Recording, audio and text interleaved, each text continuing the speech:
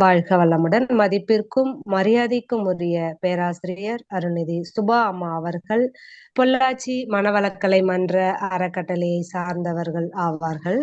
அம்மா அவர்கள் MSc BEd பட்டம் பெற்றுள்ளார்கள். மேலும் மனவளக்கலையில் எம்ஏ பட்டம் பெற்றுள்ளார்கள். பள்ளி ஆசிரியராக 20 ஆண்டுகளுக்கும் மேலாக பணியாற்றி இருக்கிறார்கள். அம்மா அவர்கள் தற்பொழுது தங்களை முழுமையாக மனவளக்கலையில் ஈடுபடுத்திக் கொண்டு சிறப்பாக தொண்டு செய்து கொண்டு இருக்கிறார்கள். 30 ஆண்டு காலம் மனவளக்கலையில் அனுபவம் பெற்றுள்ளார்கள். இத்தகைய பல்வேறு சிறப்புகளை பெற்ற அம்மா அவர்களை வணங்கியும் வாழ்த்தியும் ஒப்பீடுகள் தரும் இழப்புகள் என்ற தலைப்பில் சிந்தனை உரை வழங்குமாறு அனைவரின் சார்பில் அன்போடு அழைத்தமர்கிறோம். வாழ்க வளமுடன் அம்மா. வாழ்க வளமுடன், வாழ்க வளமுடன், வாழ்க வையகம். என்னுள் இருந்து என்னை இயக்கியும் ஊக்கியும் தன்னுள் விளைகின்ற தன் அருளை இன்னும் இன்னும் பாய்ச்சி பவம் போக்கி பக்குவத்தை கூட்டுவிக்கும் ஓற்றல் இல்லாதான் தாள் என் தலை. குரு வாழ்க, குருவே துணை, குருவடி சரணம். என் முன் அமர்ந்திருக்கும் ஈர்ப்பால் மெய்யுணர்வாளர்களுக்கும் இந்த நிகழ்ச்சியை தொகுத்து வழங்கிக் கொண்டிருக்கும் தொகுப்பாளருக்கும் இந்த நிகழ்ச்சியை சிறப்பாக நடத்தி கொண்டிருக்கும் ஆழ்வார் ஐடி நிறுவனத்திற்கும் முதற்கண் எனது வணக்கத்தையும் வாழ்த்தையும் தெரிவித்துக் கொள்கிறேன். வாழ்க வளமுடன். வணக்கம். நல்லதொரு நாள்ல அற்புதமா நம்ம மறுபடியும் இங்க கூடியிருக்கிறோம். ஒரு சிந்தனை, ஒப்பீடுகள் தரும் இழப்புகள். ஒப்பீடுகள் ஒப்பீடுகள் ஒப்பீடுகள் இருக்குங்களா நம்ம வாழ்க்கையில? தோணுதுங்களா? என்னென்ன விஷயம் தோணுதுங்க? எவ்வளவு நம்ம ஒப்பிட்டு பார்த்துருக்குறோம்.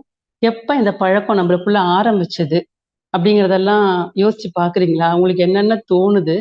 இதனால நம்ம என்னென்ன பெற்றோம், எதையெல்லாம் நம்ம இழந்திருக்கிறோம் அப்படிங்கிறதெல்லாம் கொஞ்சம் அப்படியே அனலைஸ் பண்ணி பாருங்க. இருக்கும் நிறைய அனுபவங்கள் எல்லாருக்குள்ளேயும் நிறைய இருக்கு. இந்த அனுபவங்கள் அதிகமா இருக்கிறதாலதான் இந்த தலைப்பு இப்ப எடுத்திருக்கோம். இது எந்த அளவு நம்ம இழப்புகளை தருது அப்படிங்கிறத பார்த்துடலாம். சரி, ஃபர்ஸ்ட் ஒப்பீடுகள் அப்படின்னு சொல்லும்போது கம்பேர் பண்ணி பார்க்குறோம். ஃபர்ஸ்ட் 2 விதமான ஒப்பீடுகள் நம்ம வாழ்க்கையில நம்ம பண்ணிட்டு இருக்கோம். ஃபர்ஸ்ட் பாத்தீங்கன்னா, மனிதனால் உருவாக்கப்பட்ட பொருட்களோடு நம்ம ஒப்பிடுவோம். அடுத்து இறைவனால் உண்டான படைக்கப்பட்ட படைப்புகளோடு ஒப்பிடுதல் நடக்குதுங்க. ஃபர்ஸ்ட் பாத்தீங்கன்னா, மனிதனால் உருவாக்கப்பட்ட பொருட்களோடு ஒரு பொருளை 100 பொருளோட ஒப்பிடுறது அப்படிங்கிறது இப்போ நம்ம தெரியும். நம்ம சாதாரணமாக நம்ம பிள்ளைய கொண்டு ஸ்கூலுக்கு சேர்க்கிறோம் அப்படின்னா அப்புறம் என்ன பண்ணுவாங்க, ஒரு ஸ்கூலையும் இன்னொரு ஸ்கூலையும் விசாரிப்போம். இங்க எப்படி ஒழுங்கா சொல்லி தராங்களா, எல்லாத்தையும் விஷயத்தையும் கலெக்ட் பண்ணிட்டு கம்பேர் பண்ணி அப்புறம் பெஸ்ட் எது நம்மளுக்கு தோணுதோ அந்த ஸ்கூல்ல நம்ம பிள்ளைய கொண்டு அட்மிஷன் போடுவோம். அது காலேஜ் அட்மிஷன், ஸ்கூல் அட்மிஷன், ஒரு ஜாபுக்கு போனா கூட இந்த ஸ்கூல் எப்படி இருக்குது, அந்த ஸ்கூல் எப்படி இருக்குது, நம்ம போனா இந்த இந்த ஒரு ஜாப்ல போகும்போது இந்த வேலை நம்மளுக்கு ஒத்ததா இருக்குமா, இதுல எப்படி இன்கிரிமெண்ட் எவ்வளவு தருவாங்க, அந்த சூழல் சந்தர்ப்பம் எல்லாம் பார்த்து அனலைஸ் பண்ணிட்டு தான் ஜாப். ஸோ இதை ஒவ்வொரு விஷயத்தையும் ஒப்பிடுவோம். சின்ன சின்ன விஷயம் கூட, இப்ப வீட்டுக்கு ஒரு பொருள் வாங்கினா கூட பல தடவை ஒப்பிடுப்பா. நகை வாங்கினா கூட ஒப்பிடுவோம், ஒரு சாரி வாங்கினா கூட ஒப்பிடுறோம். ஸோ இது எல்லாமே இழப்புகள் தருமான்னு கேட்டா நம்ம நினைச்சுப்போம் நம்ம புத்திசாலித்தனம், நம்ம சமத்து அப்படின்னு. உண்மையிலே அது கரெக்டு தாங்க. ஏன்னா நம்ம ஏமாந்துடக்கூடாது இல்லைங்களா? அதை ஒப்பிட்டு இழப்புகள் தராது. அது ஒரு ஆராய்ச்சிக்கு கொண்டு போகும். நம்மள ஆராய்ச்சி பண்ணிட்டு அதன் மூலமா நம்மள பெஸ்ட் செலக்ட் பண்ணி நம்ம வாழ்க்கையில ஏமாறாம ஒரு வாழ்க்கையை லீட் பண்றோம். இதனால நம்மளுக்கு எந்த பெருசா ஒரு இழப்பு நம்ம நடக்கிறது இல்லை. அடுத்தது ஒரு கேட்டகரி பாருங்க, இறைவனால் படைக்கப்பட்ட படைப்புகள்ல ஒப்பீடு வருது பாருங்க. அங்கதான் நம்மளுக்கு ஆரம்பிக்குது. நம்ம வாழ்க்கையில ஒவ்வொன்னா இழக்க ஆரம்பிக்கிறோம். அப்படின்னு பார்க்கும்போது இறைவனால் படைக்கப்பட்ட படைப்புகள் அப்படின்னு சொன்னா பஞ்சபூதங்கள்ல ஆரம்பிக்கிற அந்த பயணம், இறைவனோட பயணம் 5 அறிவு ஜீவன்கள் வர அப்படியே நீண்டு 6வது அறிவு மனுஷன் வரைக்கும் வந்தாச்சு. இதுல நம்ம பஞ்சபூதங்களோட நம்ம ஒப்பிட்டு பாக்குறோமா? கிடையாது. நம்ம மத்த ஜீவன்களோட நம்ம ஒப்பிட்டு பாக்குறோமா? கிடையாதுங்க. நம்ம எதை நம்ம ஒப்பிடுறோம் பாருங்க. நம்ம மனிதர்களாகிய நம்ம 6வது அறிவு வந்தாச்சு. இந்த 6வது அறிவு எடுத்த மனுஷன் மற்ற மனிதர்களோட தான் நம்ம ஒப்பிட்டு பார்க்கிறோம். நிறைவா இருக்குதா? வாழ்க்கை ஆரம்பிச்ச நாள்ல இருந்து இந்த நாள் வரைக்கும் எந்தெந்த சூழ்நிலையிலையும் ஒப்பிட்டு தான் இருக்கிறோம். நிறைவை நம்ம அனுபவிக்கிறோமா? யோசிச்சு பாருங்க. சரி. இப்ப இறைவனோட படைப்புல ஒப்பிடுறோம்ன்னு சொன்னோம் இல்லைங்களா? இப்ப இறைவனோட படைப்புல ஒப்பிட ஆரம்பிக்கும்போது, இந்த ஒப்பிடுதல் கூட இன்னும் 2 வகையா பிரிக்கலாம். எப்படின்னா, மற்றவர்கள் நம்மை பிறரோடு ஒப்பிடுதல். இது ஃபர்ஸ்ட். அடுத்தது கேட்டகரி என்ன அப்படின்னு பார்த்தீங்கன்னா, நம்பளையே நாம பிறரோடு ஒப்பிட்டு பார்க்கிறது. இந்த 2மே விதவிதமான இன்னல்களையும், அனுபவங்களையும் எல்லாமே குடுக்குது. ஒவ்வொன்னா சிந்தனைக்கு எடுத்துக்கலாம். ஃபர்ஸ்ட் எடுத்துக்கலாம். நம்மள மத்தவங்க பிறரோட ஒப்பிட்டா பார்க்கிறது. ஃபர்ஸ்ட்டு. ஏன்னா, அப்படிங்கும்போது நம்ம சின்ன சைல்ட்ஹுட் மெமரீஸ் நம்மளுக்கு எடுத்து பாருங்க. சின்ன வயசுலேருந்து நம்ம வாழ ஆரம்பிச்ச அந்த நாட்கள்லேருந்தே ஆரம்பிச்சு பாருங்க. ஒண்ணும் தெரியாத பிஞ்சு குழந்தையா இந்த பூமியில நம்பலாம் பிறந்து, அப்படி தத்தி புத்தி நடந்து, அழகா வந்து ம் நம்ம குழந்தை பருவத்துல வாழ்ந்துட்டு இருக்கும்போது, இந்த ஒப்பீடுகள், அந்த ஒப்பிடுதல் அப்படிங்கிறது நம்மளுக்கு திணிக்கப்பட்டது. சமுதாயத்தால் நம் மீது திணிக்கப்பட்டது. தெரிந்தோ தெரியாமலோ அதுல அதிகமா நம்ம சுத்தி உள்ள சூழ்நிலைகள் எல்லாமே வரும். அதுல அதிகமா பெற்றோர்கள் நம் மீது திணித்தார்கள் என்று தான் சொல்லணும். யோசிச்சு பாருங்க. எல்லாருமே இந்த காலகட்டம் கடந்து தான் வந்திருப்போம். சின்ன வயசுல ஸ்கூல் போக ஆரம்பிக்கும் போதே ஆரம்பிச்சுருவாங்க. "நீ ஏன் அந்த பையன் மாரி படிக்க மாட்டேங்கிற? அந்த பையனோட படிப்ப பாரு. அவன் எப்படி படிக்கிறான்? நல்லா படிக்கிறான். நீ ஏன் இப்படி இருக்க மாட்டேங்கிற?" ஃபர்ஸ்ட்டு படிப்ப நம்மளோட கல்வி, படிப்பு அறிவு, நம்மளோட அறிவின் தன்மையே வந்து மத்த பிள்ளைகளோட ஒப்பிட்டு, ஒப்பிட்டு பேச ஆரம்பிப்பாங்க. சின்ன சின்ன விஷயங்கள்ல அதுக்கு முற்றுப்புள்ளியே கிடையாது. காலேஜ் போற வரைக்கும் ஒப்பிட்டு போயிட்டே இருக்கும். அதே மாரி அடுத்ததா பாருங்க, நம்மளோட திறமைகள நம்மளுக்கு திறமைன்னு ஒண்ணு இருக்கும். உள்ள ஒரு செயல்திறன் இருக்கும். இந்த செயல்திறன ஒரு சின்ன கண்ணாடி டம்ளர் அத உன்னால தூக்கிட்டு வர முடியலையா? ஏன் கீழ போட்டு உடைச்சுட்ட? பாரு உங்க அண்ணன் அப்படி சமத்தா எடுத்துட்டு வரான். அந்த பிள்ளைய பாரு சமத்தா தூக்கிட்டு போகுது. அதே மாரி பாருங்க நம்மளோட திறமைகள இன்னும் சில நம்மளுக்கு பிடித்த விஷயங்கள் இருக்கும். ஒரு காம்படிஷன் கலந்திருப்போம். ஒரு விளையாட்டு போட்டியா இருக்கட்டும், இல்ல ஒரு பாட்டு போட்டியோ, ஒரு டான்ஸ் போட்டியோ கலந்தா கூட அந்த பிள்ளை அவ்வளோ அழகா ஆடுது. நீ ஏன் ஆட மாட்டேங்கிற? உனக்கு என்ன பயம்? எல்லா விஷயங்களும் சின்னதா ஆரம்பிச்சு பாருங்க. எவ்வளோ எவ்வளோ நம்ம பாதிக்கப்பட்டிருக்கோம். சரி நம்ம தான் பாதிக்கப்பட்டோம். இந்த வலிய அனுபவிச்சோமே, நம்ம குழந்தைகளுக்கு கொண்டு போகாம இருக்கலாம் இல்லையா? செய்றோமா? ஏன்னா, இது இது சரின்னே நம்ம மனசுக்கு திரும்ப திரும்ப ஒரு விஷயத்த நம்ம எல்லாருமே செஞ்சு, ஒப்பிடுறது சகஜம் தான். ஒப்பிட்டா தானே வாழ முடியும் அப்படிங்கிற கட்டாயத்துக்கு தள்ளப்பட்ட மாரியே, இத நம்ம அடுத்த ஜெனரேஷனுக்கு நம்ம தூக்கிட்டே போயிட்டுருக்கோம். யோசிச்சு பாருங்க. நம்பளயே வச்சு பார்க்கலாம். இப்ப நம்ப ஒரு தாய் தந்தையரா கூட நம்ம இருக்கலாம் இல்லையா? நம்ம குழந்தைங்க என்ன நினைக்கும் அப்படிங்கிறது நம்மளுக்கே தெரியும். ஏன்னா, நம்ம அந்த குழந்தை பருவத்த தாண்டி தான் இங்க வந்திருக்கிறோம். சோ நம்ம குழந்தை பருவமா இருக்கும்போது, இந்த ஒப்பிடுதல் என்ன மாரி இழப்புகள குடுக்குது அப்படின்னு சொல்லி பார்த்தோம்னா, ஃபர்ஸ்ட்டு பாருங்க. இந்த ஒப்பிடு அப்படின்னு ஆரம்பிச்சோனே ஒரு இழப்பு எப்படி வரும் அப்படின்னா, ஒப்பிட நம்மளோட பெற்றோர்கள் நம்மள ஒப்பிடுறாங்க அப்படின்னா, அந்த பெத்தவங்களுக்கு ஒரு மனசு நிம்மதியா இருக்காது. என் புள்ள சமத்தா இல்ல. என் புள்ள நல்லா படிக்க மாட்டேங்கிறான். என் புள்ள முட்டாளா இருக்கிறான். என் புள்ள சோம்பேறியா இருக்கிறான். அப்படிங்கிறது பல பல நம்மளோட குறைகள் எல்லாமே அவங்களுக்கு பூதாகரமா காமிச்சு, ஒரு பயத்த காமிச்சு, ஒரு கவலை, கோபம் எல்லாம் நம்மள்ட்ட ஒரு வெறுப்பு இதெல்லாமே வெளிப்படுத்துற மாரி நொந்து போற ஒரு மனநிலையில பெத்தவங்க இருப்பாங்க. சரி பெத்தவங்க தான் அப்படி இருக்கிறாங்களே! குழந்தைகள் ஒப்பிடப்படுற குழந்தைகள் நிம்மதியா இருக்காங்களா? அப்படின்னு நான் ஒரு டீச்சரா இருந்திருக்கிறதால எனக்கு நல்லா தெரியுங்க. குழந்தைகள் மனசு எப்படி அப்படின்னா, நீங்க ஒப்பிடும்போது அவங்க மனசு ஃபர்ஸ்ட்டு அவங்களுக்குள்ள தன்னம்பிக்கை குறைஞ்சு போயிரும். தன்னம்பிக்கைன்னா என்னதுன்னா, என்னால ஒண்ணுமே செய்ய முடியாது. அந்த பையன் நல்லா படிக்கிறான். என்னால படிக்க முடியலன்னா, அப்ப எனக்கு படிப்பு வராது. இப்ப என்னால படிக்க முடியாது. என்னால வந்து எதையும் ஃபேஸ் பண்ற தைரியம் இல்லாத தன்னோட நம்பிக்கையவே அவன் இழந்துருவான். தன்னம்பிக்கை முதல்ல குறைஞ்சிரும். தன்னம்பிக்கை இல்லன்னா வாழ்க்கையில எங்கங்க துணிவு, தைரியம், துணிச்சல் எந்த ஒண்ண கண்டு பயம் வந்துரும். ஆட்டோமேட்டிக்காவே இந்த குழந்தைக்கு பயம் வந்துர ஆரம்பிச்சுரும். அது மட்டும் இல்ல, தன்னம்பிக்கை வர்றது மட்டும் இல்ல, தாழ்வு மனப்பான்மை வருங்க. தாழ்வு மனப்பான்மை வந்ததுனாலே, நான் அவ்வளதான். நான் எதுக்கும் லாயக்கு இல்லாதவன். என்னால எதுவும் செய்ய முடியல அப்படின்னு சொல்லும்போதே, அது என்ன ஆகும் அந்த தாழ்வு மனப்பான்மைன்னா, அவனோட வாழ்க்கையில அடுத்தடுத்த நகர்வுகளுக்கு ஏதோ நகருவானே தவிர, உத்வேகத்தோட நகர்ற ஒரு ஒரு ஒரு இந்த குழந்தை இறைவன் என்ன முட்டாள தான் படைச்சுட்டான். அப்படிங்கிற உணர்வு வந்து தாழ்வு மனப்பான்மை அவனுக்குள்ள ஊடுருவிரும். அது வந்து ஒரு ஒரு உள நோய் தான். அதோட இன்னும் ஒரு ஸ்டெப் தாண்டி போகும். தன்னம்பிக்கை போறது பிரச்சனை இல்ல. தாழ்வு மனப்பான்மை வரும். அதுக்கு அடுத்ததா ஒண்ணு வரும் பாருங்க. என் குழந்தைங்க நெறைய பேர் சொல்லுவாங்க. எங்க எங்க அம்மா எப்பயுமே இன்னொரு பையனோட என்ன கம்பேர் பண்ணுவாங்க. "பாரு அவங்க வீட்ல லைட் எரிய ஆரம்பிச்சுருச்சு. அவன் 3 மணிக்கே எந்திச்சு படிக்க ஆரம்பிச்சுட்டான். நீ இன்னும் தூங்கிட்டு இருக்கியே தூங்கு மூஞ்சி மாரி" அப்படின்னு சொல்லுவாங்க. இப்ப இவனுக்கு என்ன ஆகும்? அவன் ஏன் 3 மணிக்கு லைட்ட போட்டான்? ஏன் இப்படி அவன் படிக்கிறான்னா, அவன் மேல ஒரு பொறாம வர ஆரம்பிச்சுரும். இந்த பொறாம அவனோட அவனோட குணங்களை இவனால பொறுத்துக்க முடியல. ஏன்னா கம்பேர் பண்றதால தானே பொறுத்துக்கொள்ள முடியல. இப்ப பொறாம வர ஆரம்பிச்சிரும். இந்த பொறாம வந்ததுன்னா தெரிஞ்சோ தெரியாமலோ உள்ள வந்துருச்சு குழந்தைகளுக்குள்ள அப்படின்னா, இது காலம் காலமாக ஒரு சின்ன சின்ன விஷயங்கள் ஆரம்பிச்ச விஷயம், வாழ்நாள் முழுவதும் ஏதோ படிப்புக்கு மட்டும் அந்த பொறாமை இல்லைங்க. வாழ்நாள் முழுவதும் ஒவ்வொரு ஸ்டேஜ்லயும் வேலைக்கு போனாலும் சரி, கல்யாணம் முடிச்சாலும் சரி, அதுக்கு பிறகு தான் பேரன் பேத்தி எடுத்தாலும் சரி, வாழ்நாள் இறுதி வரைக்கும் இந்த ஒப்பிடுதல் உள்ளுக்குள்ள போயி, தாழ்வா நெனச்சுட்டோம்னா பொறாமை வந்து நிக்கும். நான் நல்லா படிக்கிறேன், சூப்பரா படிக்கிறேன். நான் தான் பெஸ்ட், ஸ்கூல் ஃபர்ஸ்ட்ன்னு நெனச்சுட்டான் அப்படின்னா, என்னால மட்டும் தான் எல்லாத்தையும் ஜெயிக்க முடியும்னு நெனச்சுட்டான்னா, ஒரு ஈகோ வர ஆரம்பிச்சுரும். தலைக்கனம் வர ஆரம்பிச்சுரும். இப்ப தலைக்கனம் வர ஆரம்பிச்சா, இவன் என்ன நெனைப்பான் பாக்குற தன்னோட கம்பேர் பண்ற மத்த குழந்தைகள இவன் மட்டம் தட்டி தான் பேசுவான். தன்முனைப்பு வர ஆரம்பிக்கும்போது, தலகனம் வர ஆரம்பிக்கும்போது, மத்த சக குழந்தைகளை மதிக்கிற பண்பு அவன்ட்ட இல்லாம போயிரும். ஒப்பிட்டு, ஒப்பிட்டு நாம கிரியேட் பண்ணி விட்டுட்டோம். ஒரு சிஸ்டம் கிரியேட் பண்ணி ஒரு ஒரு சூழல உருவாக்கி குழந்தைகள் கையில குடுத்துட்டோம். எந்த அளவு வந்து இது குழந்தைகளுக்குள்ள பாதிப்புன்னு நம்ப எல்லாருமே இப்ப கண்டிப்பா இது இந்த லைன்ல இருக்கிற எத்தனையோ பெற்றோர்களுக்கு இத நம்ம எல்லாருமே அனுபவிச்சிருப்போம். இப்பயும் பார்த்துட்டு தான் இருக்கோம். இப்போ இந்த காலத்துல உள்ள குழந்தைகள எவ்வளவோ இருக்குது. இதெல்லாம் பார்த்துட்டு தான் இருக்கிறோம். எதனால தொலைக்கப்பட்டோம்? எதனால குழந்தைகளோட நற்குணங்கள தொலைச்சோம்? கொஞ்சம் ஆராய்ச்சி பண்ணி பாருங்க. அப்ப தெரியும்.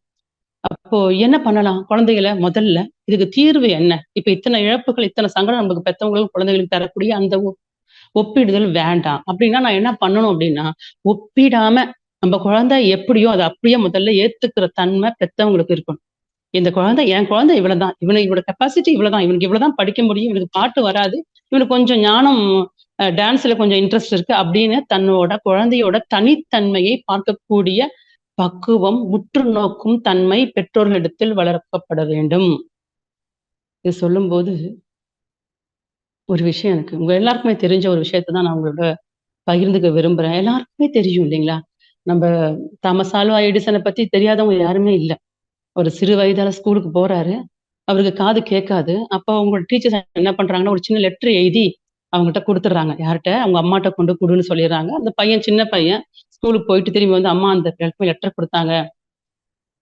எங்க டீச்சர் உங்கள்ட்ட குடுக்க சொன்னாங்கன்னு." அந்த அம்மா பிரிச்சு பார்க்குறாங்க. அதுல அதுல என்ன எ எ பார்க்குறாங்க. ஒண்ணும் சொல்றதுக்கு முன்னாடி அந்த பையன் கேட்கிறான், "அம்மா என்னம்மா எழுதிட்டாங்க என்னைய பத்தி?" உடனே எங்க அம்மா, "நீ ரொம்ப ஜீனியஸ் அம்பா! நீ ரொம்ப புத்திசாலியாம் நீ குழந்தையாம்" அப்படின்னு சொல்றாங்க. அவ்வளதான்.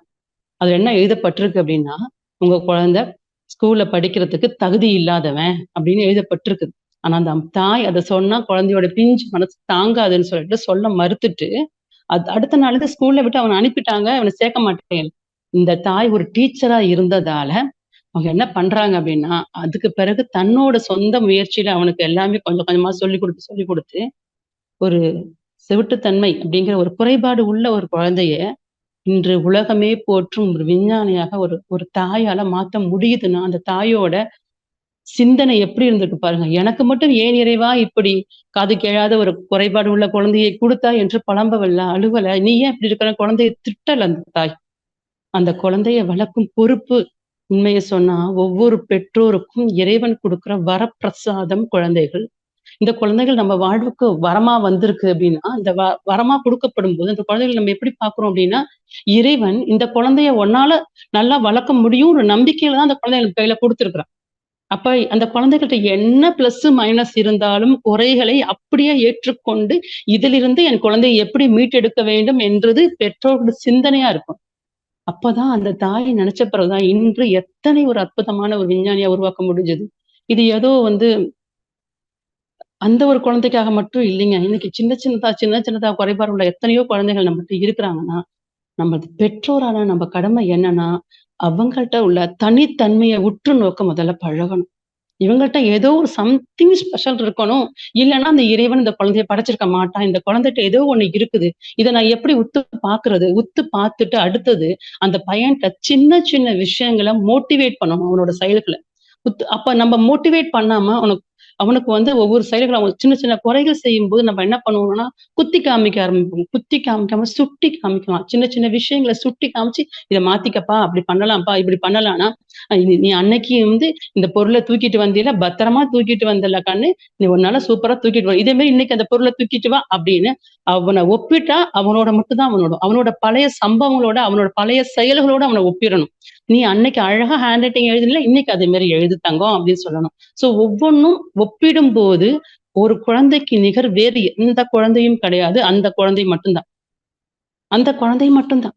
அப்ப அந்த குழந்தையோட முந்தின அனுபவங்கள், செயல்கள், அவனோட சின்ன சின்ன விஷயங்கள் எல்லாம் பாராட்டி தட்டி கொடுத்து, அன்னைக்கு செஞ்ச மாரி இன்னைக்கு செய்யி. போன தடவ மார்க்ல சயின்ஸ் நல்ல மார்க் வாங்கிட்ட, புரோகிரஸ் ரிப்போர்ட்ல இருந்துச்சு. இந்த தடவ ஏன்? இந்த தடவ உன்னால பண்ண முடியும் நம்பிக்கை இருக்கு அம்மாக்கு. இப்படி சின்ன சின்ன விஷயங்கள அவன ஒப்பிடும்போது மட்டும் தான் மிக சிறந்த ஆளுமை மிக்க தன்மை உடையவனாக ஒரு குழந்தை உருமாறும்.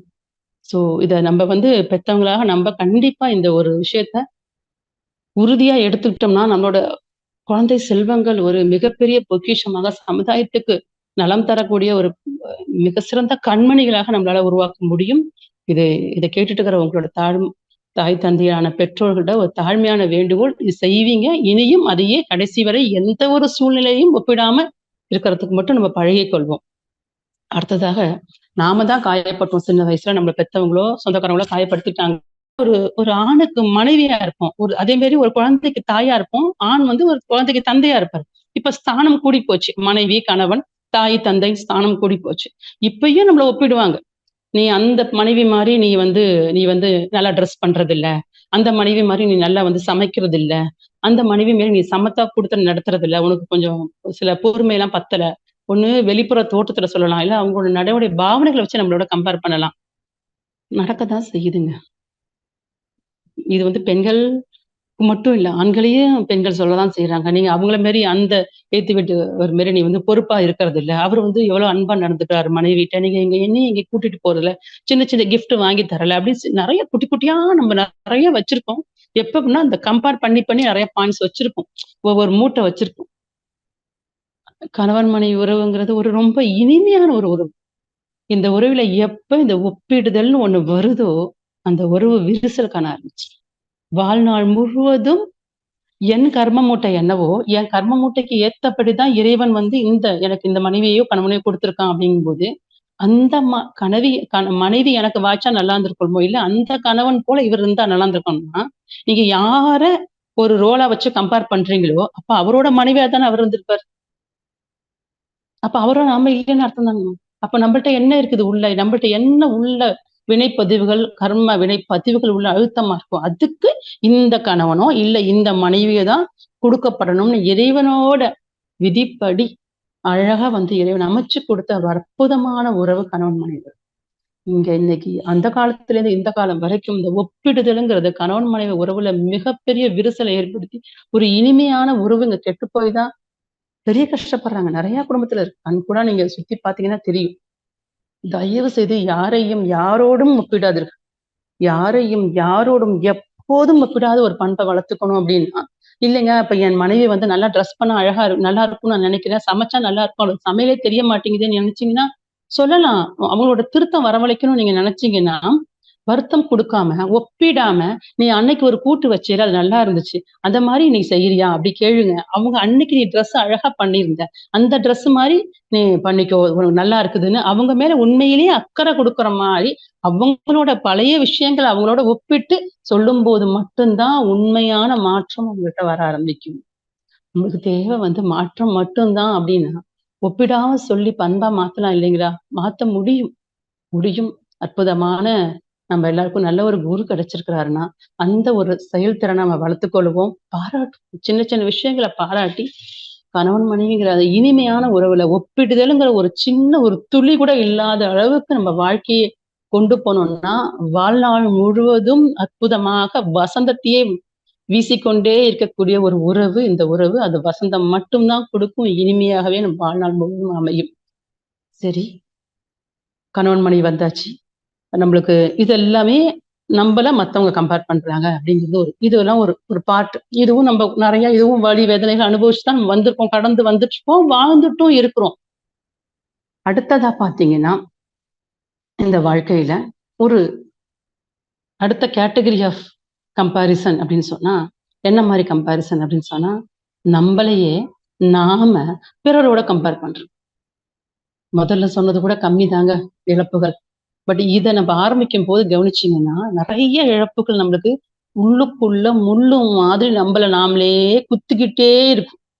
எப்ப ஒரு சின்ன விஷயத்துல நம்ம மத்தவங்களோட நம்மள கம்பேர் பண்ண ஆரம்பிக்கிறோமோ, அப்ப ஆரம்பிக்கிறது சின்ன சின்ன விஷயத்துல இருந்து பெரிய பெரிய விஷயம் வரைக்கும் கம்பேர் பண்ணிக்கிட்டே இருப்போம். அதனால ஒரு நம்மளுக்கு நிறைவில்லாம போகும். முதல்ல இழக்கிறது மன நிம்மதி. சாமிஜி சொல்லுவாங்க, மனிதன் வாழ்க்கையில் இந்த வாழ்நாள்ல மனிதனுக்கு கிடைக்கிறது நிறைவும், ஆனந்தமும் மட்டும்தான். இந்த நிறைவு, திருப்திங்கிற விஷயம் எப்ப கிடைக்கும் அப்படின்னா, நம்மள நாம தெளிவா புரிஞ்சுக்கும் போதுதான், நம்மளோட வாழ்க்கைய நாம மட்டும் பார்க்கும்போது தான். பட் நம்ம என்ன பண்ணிடுறோம் அப்படின்னா, திருப்தி அப்படிங்கிறத மத்தவங்களோட ஒப்பிட்டு பார்க்க ஆரம்பிச்சுட்டோம். இது பெரிய விஷயங்க. இது நெறைய இருக்கு. ஸோ இந்த டயத்துக்கு ஏத்தால நான் சில விஷயங்கள் மட்டும் இப்ப சிந்தனைக்கு எடுத்துக்கிற மாரி சிந்தனைக்கு எடுத்த மாரி பேசிக்கலாம். ஃபர்ஸ்ட் பார்த்தீங்கன்னா, நம்மளோட ஒப்பிடுதல்ங்கிறது ஃபர்ஸ்ட் வந்து இந்த புற தோற்றம். இந்த தோற்றத்த நம்ம ஒப்பிடுவோம். நம்ம அழகுன்னு சொல்லுவோம். புற தோற்றத்த ஒப்பிடும்போது பாருங்களேன், நம்மளோட தோற்றம் எப்படி இருக்கும்? மேபி நம்ம வந்து நெட்டையா இருக்கலாம், இல்ல குட்டையா இருக்கலாம், இல்ல குண்டா இருக்கலாம், இல்ல ஒல்லியா இருக்கலாம், இல்ல கருப்பா இருக்கலாம், இல்ல சிவப்பா இருக்கலாம். எப்படி வேணா நம்ம நம்ம இருக்கலாம் நம்மளோட தோற்றம். இந்த தோற்றத்துல நான் 100% நிறைவா தான் இருக்கிறேன். என்னோட என்னோட உருவங்கள், என் முகத்துல உள்ள அத்தன உறுப்புகள், எனக்கு குடுக்கப்பட்ட அங்க அவயங்கள் எல்லாமே நான் 100% திருப்தி அப்படிங்கிறது இருக்குதுங்களா? கம்பேர் பண்ணும்போது மட்டும் தான் இருக்கு. கம்பேர் பண்ணும்போது அங்க என்ன இருக்கும் அப்படின்னு பார்த்தா, வலி இருக்கும். என்னை இன்னும் இறைவன் அழகா படைச்சிருக்கலாமே, இன்னும் கொஞ்சம் ஹைட்டா படைச்சிருக்கலாமே, இன்னும் கொஞ்சம் மெலிந்த தேகமா இருக்கலாம். நான் ரொம்ப குண்டா இருக்கிறேனே, இன்னும் கொஞ்சம் கலர் குடுத்துருக்கலாம் இல்லையா இறைவன்? இப்படின்னு சொல்லி இறைவனோட படைப்புல அப்பவே நம்ம என்ன பண்ணிடுறோம்? ஒரு குறை காணும் தன்மையை நம்ம ஒப்பிடும்போது கிரியேட் பண்ணி விட்டுர்றோம். என்ன சொல்றாங்க தெரியுங்களா? ஒப்பிடுதல் அப்படிங்கிற விஷயத்த பத்தி பேசும்போது, ஒப்பிடுதல் ஒரு தற்கொலைக்கு சமமானது. தற்கொலைக்கு சமமானது. எப்படி அப்படின்னா, நீதான். நீதான். நீ இப்படிதான் வாழணும்னு இறைவன் அனுப்பிச்சிருக்கான் அந்த பூமியில அப்படின்னா, நீ ஏன் மத்தவங்களோட நம்மள கம்பேர் பண்ணும்போது ஒப்பிடுதல் ஆரம்பிச்சுருது. இந்த உடல நான் மாய்ச்சிக்கொள்ள போம்போது, நான் என்ன தற்கொலைன்னு சொல்லுவோம் பொதுவா. இந்த உடல் நமக்கு சொந்தமானது இல்ல. சமுதாயத்தால் வளர்க்கப்பட்டது. தாய் தந்தையரால் உயிரோடு வந்து இறைவனால் உருவாக்கப்பட்டது. வினையே தேகம் எடுத்து வந்தது. இதுல நம்மளோட பார்ட் எதுவுமே இல்ல. நாம நெனச்சு, நம்ம பெத்தவங்க நெனச்சோ இந்த மூக்கு, முகம், கண்ணு, காதோ, இந்த கலர் எதுவுமே குடுக்கப்படல. எல்லாமே இறைவனால் மட்டும் தான் குடுக்கப்பட்டிருக்கு. அப்படிங்கிற இறை நியதி ஒண்ணு தெளிவா இருக்கும்போது, நான் என்ன பண்றேன், என்னோட உடல மாற்றிக்கிட்டேன் அப்படின்னா, என்ன பண்ணுவாங்க, சூசைட் அட்டெம்ப்ட் பண்ணா கூட என்ன பண்ணுவாங்க, நம்ப ஊர்ல பார்த்தீங்கன்னா, கேஸ் போட்டுருவாங்க. ஆ எதுக்கு வந்து நீங்க சூசைட் ட்ரை பண்ணீங்கன்னு சொல்லி கேஸ் போட்டுருவாங்க. அது கூட நமக்கு அதிகாரம் இல்ல. இது சட்டத்துக்கு உட்பட்டது. அப்படிங்கும்போது, நம்ம மனச, நம்மளோட படைப்ப நம்ம என்ன பண்றோம் அப்படின்னா, இங்க ஒப்பிடுதல் ஆரம்பிக்கும்போது தற்கொலை பண்ணிக்கிற மாரி தான் அது. அப்ப இந்த தற்கொலைக்கு யாரு சட்டம் கேட்க. இந்த சட்டம் யார் கேட்பா? இறை சட்டம் கேட்கும். இறைவன் ஒரு சட்டம் வச்சிருக்கிறான். இறை நியதி இருக்குது. இன்னாருக்கு இன்னார் தான் க கணவன், மனைவி. இன்னாருக்கு இன்ன பிள்ளைகள தான் பிறக்கணும். இன்ன தாய் தந்தையர் தான் நீ பிறக்கணும். எல்லாமே விதிக்கப்பட்டு வந்துட்டு இருக்க நேரத்துல, என்னோட தோற்றம் கூட எல்லாமே அது இறைவன் உள்ள இருக்க வினையால உந்தி தோற்றம் எடுத்து வந்திருக்கும்போது, அப்ப நான் எத குறை சொல்றேன்? என்னோட இறை சட்டத்த நான் குறை சொல்றேன். இறைவனோட படைப்ப நான் குறை சொல்றேன். அங்க ஆரம்பிக்குங்க. தோற்றத்துல ஆரம்பிக்குது. தோற்றத்தோட நிக்கல. தோற்றத்துல அடுத்தது பாருங்க. இப்ப தோற்றம் அதிகமா இம்பார்ட்டன்ஸ் குடுக்குறோம் நம்ம அழகு. அழகு. எது அழகு? எது அழகு? எத நம்ம அழகுன்னு சொல்றோம்? ஒரு பெண் இருக்கிறா. 3 ஆண்கள் இருக்கிறாங்க. ஒருத்தன் சொல்றான், "அந்த பொண்ணு ரொம்ப பெரிய அழகு. ரொம்ப அழகி" அப்படிங்கிறான். ஒருத்தன் சொல்றான், "இல்ல, இல்ல சுமாரா தான் இருக்கிறா" அப்படிங்கிறான். இன்னொருத்தன் சொல்றான், "இல்ல, இல்ல அந்த அளவுலாம் ஒண்ணுமில்ல. அந்த பொண்ணு ஒண்ணும் அழகெல்லாம் ஒண்ணும் கிடையாது" அப்படிங்கிறான். ஒரே 3 ஆண்களோட பார்வையில வித்தியாசமாக தெரிய ஆரம்பிக்கிறாங்கும்போது, அழகு எங்க இருக்குது? அந்த பெண்ணிட்ட மட்டும் இல்ல. பார்க்கிற பார்வையில அழகு இருக்குது. பார்க்கிற கோணத்துல, அவங்களோட புரிதல்ல, அவங்க மனசுல எத அழகுன்னு எல்லை கட்டி வச்சிருக்காங்களோ, அதோட ஒப்பிட்டு பார்த்து அவங்க அழகு, அழகு இல்லன்னு சொல்லி தீர்மானிக்கிறாங்க. அப்ப அழகுங்கிறது எங்க இருக்குது? சோ இந்த அழகுக்கு தானே நம்ம இவ்ளோ கஷ்டப்படுறோம். இந்த அழகுக்காக போலி முகங்கள், உண்மையான முகத்த மறைச்சுட்டு போலி முகத்த உருவாக்குறோம். இது போலி தன்மைகள் வெளிய வரதுக்கு தன்னோட இயல்ப மறைக்கிறோம். போலி முகங்கள உருவாக்குறோம். சரி இந்த மாரி கொண்டு போறதுக்கு, அப்ப அழகு அப்படிங்கும்போது என்ன உள்ள அப்படின்னு பார்க்கும்போது, ஒரு உதாரணம் உங்களுக்குலாம் தெரிஞ்சிருக்கும். லைலா, மஜ்னு அப்படிங்கிற காதல் ஜோடிகள பத்தி உங்களுக்கு தெரிஞ்சிருக்கும். லைலா வந்து ஒரு பணிப்பெண் தான். கருப்பா இருக்கிற ஒரு பெண்ணு தான். அப்ப வந்து மஜ்னுட்ட அவர் அரசர் சொல்றாரு, "உனக்கு நான் ஒரு 12 பேர் அழகிகள வந்து பார்க்க விடுறேன். நீ வந்து அவங்கள யாராவது தேர்ந்தெடுத்து உன் வாழ்க்கை துணையா வச்சுக்கோப்பா. உனக்கு லைலா வேண்டாம் அப்படிங்கிறாரு. இவன் சொல்றான், இந்த 12 பேரழகிகளும் என் லைலாவின் கால் தூசு கூட படமாட்டாங்க. உடனே இவர் சொல்றாரு, உனக்கு என்ன பைத்தியமா பிடிச்சிருக்குது? அவ வந்து ஒரு சாதாரண பணிப்பெண்ணு. அவ கருப்பா இருக்கா. நீ ஏன் இப்படி அவள அழகு அழகுன்னு சொல்லிட்டு இருக்க? அப்ப அவன் அந்த மஜ்னு சொல்லுவான். ஒரே ஒரு வார்த்தை தான் சொல்லுவான்.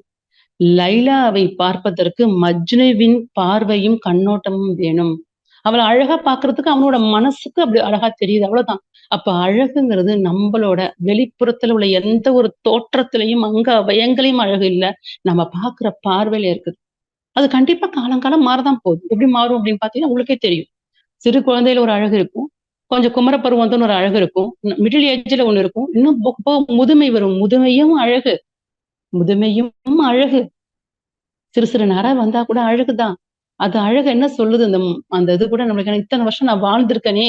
40 வருஷம் ஆச்சா ஒரு நரமுடி. 50 வயசா அது 4, 5 நரமுடி வருது. எல்லாமே நான் இந்த வருஷம் இத்தன வருஷம் இந்த உடல், இந்த பூமியில வாழ்ந்து முடிச்சுட்டேன்னு வெளிப்பாடு தான் தோல் சுருக்கங்களும், இந்த பல்லோட கலர் மாறுறது எல்லாமே. முடி எல்லாமே. இந்த முதுமையும் அழகு. அத நான் வாழ்ந்ததின் அடையாளமாக என் உடல் காமிக்கிறது. இப்படின்னு பார்க்க தோணுச்சுன்னா, எத நம்ம சொல்லுவோம்? உண்மையான வசீகரம், அழகு. ஒருத்தவங்கள பார்த்தா நம்மளுக்கு ஈடுபாடு வருது. அவங்கள பார்க்கவே தோணுது. இந்த வசீகரம் அப்படிங்கிறத கவனிச்சு பாருங்களேன். 2டே 2 பேர்ட்ட தான் நம்மளுக்கு அதிகமா ஈர்ப்பு வரும். ஒண்ணு குழந்தை, இன்னொன்னு ஞானி. குழந்தைகிட்ட ஒரு வசீகரம் இருக்கும். குழந்தை ஏன் வசீகரம் பண்ணுதுங்க? ஒரு பஸ்ல போறோம். ஒரு குழந்தை முன்னாடி தூக்கி வச்சிருக்காங்க. அத பார்த்த உடனே அது கருப்பா, சிவப்பா எதுவுமே பார்க்கறது ஸ்டேட்டஸ் எதுவும் பார்க்க மாட்டோம். அத பார்த்த உடனே நம்ம ஏதோ சேட்டை பண்ணுவோம். அது உடனே சிரிக்கும் நம்மள பார்த்து. அத பார்த்தா நம்மளுக்கு அப்படி கையெடுத்து கொஞ்சணும்னு தோணும். அவ்வளவு ஒரு வசீகரம் அந்த குழந்தைகிட்ட. எந்த குழந்தைகிட்டயும் இருக்கும். நீங்க ரோட்டோர சாதாரணமா எந்த குழந்தைகிட்டயும் இருக்கும் அந்த வசீகரம். வசீகரம் எதனால அந்த குழந்தைக்கு வந்ததுங்க? அழகு அதோட தோற்றத்துல கிடையாது. வசீகரம் அந்த உள்ளத்துல இருக்கிற வெகுளித்தனம், குழந்தைத்தனம், கள்ளம் கபடமில்லாத அந்த உள்ளத்தின் சிரிப்பு, எதையும் பேதமின்றி பார்க்கும் அந்த குழந்தையோட உள்ளம் அன்பு அங்க பூரிக்குது. அதனாலதான் நம்ம குழந்தை ஈர்க்கிறது. அதே மாதிரி ஞானியும் ஈர்க்கிறார். ஞானியில ஒரு தேஜஸ் இருக்கும். இந்த தேஜஸ் எதனால நம்மளுக்கு ஈர்க்குதுன்னு கவனிச்சு பாருங்க. அவர்கிட்டயும் எந்த வெறுப்பு இல்ல. எல்லாரையும் சமமா பாவிக்கிற தன்மை இருக்குது. எல்லா ஆத்மாக்களையும் ஆத்மாக்களாக மட்டும் தான் பார்க்குறாங்க. நாம மட்டும் தான் மனுஷனுக்கு லேபிள் அடிச்சு லேபிளா பார்க்கிறோம். அவங்க ஆத்மாவை ஆத்மாக்களாக பார்க்கிறார்கள். அதனாலதான் அவங்க பார்வை ரொம்ப கிளியரா இருக்குது. அதான் முகம் மலர்ச்சியா தேஜஸா இருக்கிறாங்க. பாருங்க. இன்னைக்கு நம்மளோட மகிழ்ச்சி எடுத்துக்கோங்க. வெள்ளை தாடி வச்சுட்டு ஒயிட் அண்ட் ஒயிட் அவ்வளவு சிம்பிளா இருப்பாங்க. எப்ப பார்த்தாலும் நம்மளுக்குள்ள உள்ள ஏதோ ஒரு பாசிட்டிவ் வைப்ரேஷன் அப்படி நம்மள தூண்டும். அதே மாதிரி நம்ம காந்திஜி எடுத்துக்கங்க. முக்கவாய் தான் கையில தடி வச்சிருப்பார் தான். ஆனாலும் உலக தலைவர்களை அத்தனை பேரையும் ஈர்த்த அற்புதமான மனிதர் அவர். இந்த தேஜஸ் எங்கேருந்து வந்துச்சு அவருக்கு? இன்னும் போக வயசான பாட்டி தான் அன்னை தெரசா. மூஞ்சில அவ்வளவு சுருக்கம் இருக்கும். ஆனாலும் இன்னும் நாம் அந்த அந்த அந்த பெண்மணியோட போட்டோ பார்த்தா நம்மளுக்கு அவ்வளவு ஒரு ஈர்ப்பு. அன்பின் பரிபூர்ணமான வெளிப்பாடு அந்த முகம். எங்க இருக்குதுங்க அழகு? எங்க இருக்குது? உண்மையிலேயே இந்த வெகுளித்தனம் சொல்ற இன்னசென்ஸ் யார்கிட்டலாம் இருக்குதோ அது அன்பின் அடையாளம். அன்பின் அடையாளம் ஆத்மாவின் வெளிப்பாடு, இறைவனின் வெளிப்பாடு. இறைவனின் வெளிப்பாடு கையெடுத்து வழங்கக்கூடிய வசீகரம் சாதாரணமா உருவாயிடும். அதனாலதான் சாமி சொல்றாங்க, அழகு மாறிக்கொண்டே இருக்கும். அன்பு ஊறிக்கொண்டே இருக்கும். தொழுகை தூய்மை வளர்க்கும். எத்தனை தடவை நான் தொழுகிறனோ என் மனசு தூய்மையாகும், என் ஆத்மா தூய்மையாகும், என் வினை தூய்மையாகும். தோல்வி எத்தனை தடவை தோத்தாலும் ஜெயத்தில் முடியும். சாமிஜி அழகா அந்த பாட்டுல சொல்லியிருப்பாங்க. மாறக்கூடிய ஒண்ணுக்கு ஏன் இத்தனை போராட்டம், இத்தனை கவனம், இத்தனை பிதற்றல்கள், இத்தனை வேதனைகள். சோ அத கொஞ்சம் பார்க்கலாம். அப்ப நம்ம வசீகரமான மனிதர்களா வாழணும்னா என்ன பண்ணணும் அப்படின்னா, அதுக்கும் சாமிஜி அழகா சொல்லுவாங்க. என்ன சொல்லுவாங்கன்னா, உடையில் ஒழுக்கம். என்னோட உடையில ஒழுக்கம். இந்த ட்ரெஸ் நான் போட்டா ஆள் பாதி ஆடை பாதின்னு சொல்லுவாங்க. நம்ம பூரா அந்த ஆடை ரொம்ப பிரம்மாண்டமா இருக்கணும் அவசியம் இல்ல. பளிச்சுன்னு ஒரு ட்ரெஸ் போட்டாலும் பளிச்சுன்னு நம்மளுக்கு கையெடுத்து கும்புற மாதிரி இருக்கணும். சோ அந்த உடையில் ஒழுக்கம், உள்ளத்தில் கருணை, எப்பயுமே ஒரு கருணை. மத்தவங்களோட புரிஞ்சுக்கிறது, மத்தவங்களோட குணங்களை கூர்ந்து கவனிக்கிறது, மத்தவங்களுக்கு இனிமே 2 வார்த்தை பேசுறது, உள்ளத்தில் கருணை இருக்கும்போது அது வரும். நடையில் கண்ணியம். நடந்து போற நடை இல்லைங்க. அவங்க நடையோட பாவனைகள், பிஹேவியர்ஸ் அதுல ஒரு கண்ணியம் தானாவே வந்துரும். நடையில் கண்ணியம், நல்லோர் பண்பு. இவ்வளவுதான். இந்த விஷயங்கள் எல்லாம் சமைச்சு குடிச்சுக்கணும். இதை பார்க்கும்போது நம்ம இனிமே அழகை எப்பயாவது யார்ட்டையாவது கம்பேர் பண்ணுவோமா? நான் எனக்கு அழகு, அவ்வளவுதான். இந்த பூமியில இறைவன் இந்த அழகோட என்னை படைச்சிருக்கிறான். நான் எப்பயுமே அழகுதான். என்னை இந்த இந்த கண்ணாடியில நம்ம பாக்குறது, இந்த முகத்தை, இந்த தோற்றத்தை அதிகமாக ரசிச்சது யாருன்னா நாம மட்டும்தான். நம்ம உருவத்தை ரசிச்சிருப்போம். கவனிங்க, ஒரு குரூப் போட்டோ உங்க கண்ணு முள்ள காமிச்சா, நீங்க அந்த குரூப் போட்டோல யார முதல்ல தேடுவீங்க? நம்மள மட்டும் தான் தேடும். அப்ப நாம நம்மள ரசிக்கிறோம். அதுல குறை இருக்கிற மாதிரி நினைச்சுக்கிறோம். குறை எதுவுமே இல்லை. 100% இறைவனின் படைப்புல 100% கரெக்ட் தான் எல்லாமே. சோ அகத்தை மெருகேற்றிக்கிறதுக்கு என்ன செய்யறது அப்படிங்கிறத நோக்கி நகரும் போது இது எல்லாமே அடிபட்டு போகும். போலி முகம் இல்லாம உண்மையான முகத்தை நம்ம வெளிக்கொண்டு வர ஆரம்பிச்சிருக்கோம். அடுத்ததா பாருங்க, அழகா தாண்டி வாங்க. அடுத்ததா பாருங்க, பொருட்கள்லையும் செல்வாக்குலையும் புகழையும் நிறைய இருக்கிறதுல அந்த பொருட்கள். பொருட்கள்னா அந்த எல்லாமே வந்துரும். பணம், வீடு, அனுபவிக்கிற வீடா இருக்கட்டும், நம்ம வீட்டுல போய் படுத்துற ஒவ்வொரு சோஃபால இருந்து டிவி, ஃப்ரிட்ஜ் எல்லா பொருட்களும் ஆகட்டும். இன்னும் நம்ம சேர்த்து வச்சிருக்கிற அந்த பேங்க் பேலன்ஸோ, இல்ல பணம், இல்ல தோப்பு, துறவு, நிலம், இத மாதிரி இந்த நம்ம வச்சிருக்க உடைமைகள்ல நம்ம என்ன பண்ணுவோம்? கம்பேர் பண்ணுவோம். நம்ம ஒரு கார் வச்சிருப்போம். நம்ம வீட்டு பக்கத்து வீட்லயே, எய்த்து வீட்லயே ஒரு கார், பெரிய காரா வாங்கிட்டான்னு நமக்கு என்ன தோணுங்க? ச்சே! என்ன இறைவன் எனக்கு பாரு, இந்த கார் வந்து ஒரு நல்ல கார் வாங்க முடியலையே. காரு எதுக்கு தேவையோ, ஒவ்வொரு பொருட்களும் நம்ம வசதிக்கு தான் வாங்கியிருக்கிறோம். அந்த வசதி தான் குடுத்துட்டு இருக்குது. ஆனாலும் மத்தவங்களோட கம்பேர் பண்ணும்போது, அங்க ஈடுபடும்போது, அத மாரி நம்ம வாங்கலையே! அப்படிங்கிற ஏக்கம் வரும்போது தான் அங்க ஈடுபட ஆரம்பிக்கும். அதே பாருங்க, நம்ம வீட்டு பக்கத்துல ஒரு குடிசை உள்ளவங்க 4 பேர் இருக்கிறாங்க. நம்ம கொஞ்சம் பெரிய வீடா இருந்தா நமக்கு ஆட்டோமேட்டிக்கா என்ன வந்துருங்க? உயர்வு மனப்பான்மை வந்துரும். உயர்வு மனப்பான்மை வரும். கண்டிப்பா வரும். எப்பா இந்த ஏரியால நான் தான் கொஞ்சம் பெரிய ஆளு. என்ட்ட எல்லா வசதிகளும் இருக்குது. அப்படிங்கிற அந்த மனப்பான்மை வரும்போது, சாமி சொல்றாங்க, "ஒண்ணு நீ உயர்வா பாப்ப, ஒண்ணு தாழ்வா பாப்ப." உயர்வா பார்க்கும்போது தலக்கணம் வந்து உட்கார்ந்துக்கும். இவங்கள நான் எப்படி அடிமைப்படுத்துறதுன்னு யோசிக்கும். தாழ்வா பார்க்கும்போது ஒரு முக்கியமா ஒண்ணு பெல் அடிக்கும். அதுதான் பொறாமை. பொறுக்க முடியாமை. பொறுக்க முடியாமை தான் பொறாமை. அந்த பொறாமை உள்ள வந்து 2 விஷயங்களும் 2யும் கிளியர் பண்ணி விட்டுரும். உயர்வும், தாழ்வும், தலைகணத்தையும், பொறாமையையும் கிரியேட் பண்ணி விட்டுரும். கிரியேட் பண்ணுதுங்க. கவனிச்சு பாருங்க. நாம நமக்காக வாழ்றோமா? மத்தவங்கள போல வாழ்றோமா? இல்ல மத்தவங்களுக்காக வாழ்றோமா? அப்படின்னு பார்க்கும்போது தான், எதுக்காக இந்த வாழ்க்கை? பொறாமைய பத்தி ரொம்ப அழகா சாமி சொல்லியிருக்காங்க. ரொம்ப அழகா சாமி சொல்லியிருப்பாங்க. நல்ல உள்ளம், பண்பட்ட குடும்ப மேன்மை, நாடறிந்த புகழ் வாழ்க்கை. நல்ல உயர்வா இருக்கிறேன். எனக்கு நல்ல ஸ்டேட்டஸ் இருக்குது. எனக்கு நல்ல குணங்கள்லாம் கூட என்ட்ட நல்ல குணங்கள் தான் இருக்குது. எல்லாமே என்ட்ட இருக்குது. ஆனா, இத்தனை இருந்தாலும் மெல்ல ஒரு நபர் மீது பொறாமை வந்தால், அது மிகுந்து உள்ளத்தை நச்சாக்கி, செல்லரித்த புத்தகம் போல் செயல்திறனை சிறக்க விடாது உண்மை கண்டோம். முடிஞ்சிருச்சுங்க. ஒரு புக்கு ஓரமா வைக்கிறீங்க. அது என்ன பண்ணும்? ஒரு செல்லு வந்துட்டு, கொஞ்சம் கொஞ்சமா அந்த செல் என்ன பண்ணுங்க? செல் அரிச்சு அந்த புத்தகத்தையே காலி பண்ணி தின்றும். அத மாரி உள்ள லேசா ஒரு பொறாம லேசா வந்தாலே, கொஞ்சம் கொஞ்சமா நாள்பட அது அதிகரிச்சு என்ன பண்ணும்னா, நம்பளோட சிறப்பான திறமைகள் நமக்குள்ள இருக்கும் பாத்தீங்களா? நம்மளோட செயல்திறனை வெளிக்கொண்டு வராத அளவுக்கு நம்மள அமிக்கிரும். "வல்ல மனவளக்கலை பயில்வோரே வாழ்வீரே பொறாமை விட்டு." தமிழ் சொல்றாங்க. அதே மாரி சொல்லுவாங்க. தற்பெருமை எப்ப வரும்? தலைக்கனம். நான் அவங்கள விட உயர்வா இருக்கேன். தலைக்கனம் எனக்கு வரும்போது என்ன தோணுங்க? தற்பெருமை வரும். தற்பெருமை பேசுபவர்கள் தன்னையே எப்பயும் முன்னிலைப்படுத்தி பேசுவாங்க. நான் தான் உயர்வு. தன்னையே காட்டிக்க விரும்புவாங்க. தன்னை தான் எல்லாம் மதிக்கணும். அப்படி காமிக்க விரும்பும்போது அவங்க என்ன பண்ணிடுவாங்கன்னா, மத்தவங்கள குறை பேச ஆரம்பிப்பாங்க. மத்தவங்களோட வளர்ச்சிய மட்டம் தட்ட ஆரம்பிப்பாங்க. கிண்டல், கேலி பண்ணுவாங்க. அப்ப தற்பெருமை பேசுபவர்கள் தன்முனைப்பு மீறி பிறர் செயலை குறை கூறும் அற்ப மனம் உடையவர்கள் நம்மில் சிலர் இருப்பார். சாமிஜியே சொல்றாங்க. அப்ப எப்ப இந்த அல்ப மனம் வருது நம்மள்ட்ட? குறை காண்றதால மட்டும் தானே வருது. குறைய காண்ற புத்தி ஏன் நம்மளுக்கு வருது? நான் தான் உயர்ந்தவன், நானே உயர்ந்தவன்.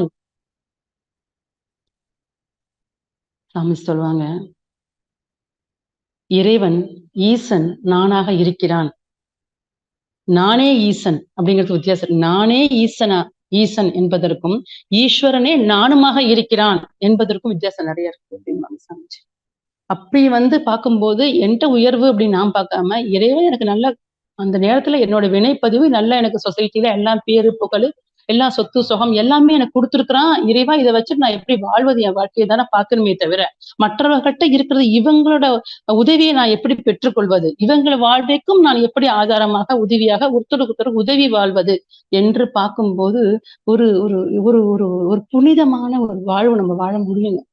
சோ இந்த ரெண்டையும் விடணும். இது பொருட்களை மட்டும் இல்லைங்க. அடுத்ததை பாருங்க, செல்வாக்கு. அடுத்தது பாருங்க, பதவி, செல்வாக்கு. தன் வாக்கு செல்லுபடி ஆகக்கூடிய இடங்கள்ல செல்வாக்கு. ஒருத்தர் வந்து ஒரு ஆபீஸ்ல ஒரு ஒரு ஹையர் ஆபீசரா இருக்கிறாரு. அவரை பார்த்தா பியூனுக்கு பொறாம வரலாம், இல்லைன்னா எப்படி இருக்கிறாரு நம்ம மாதிரி இல்லையே, பியூனுக்குன்னு ஒரு அதிகாரம் இருக்கு, அவருக்குன்னு சில குவாலிட்டிஸ் இருக்கு, அவர் எதனால அப்படி பியூனா இருக்கிறாரு, அவர் எதனால ஹையர் ஆபீசரா இருக்கிறாரு.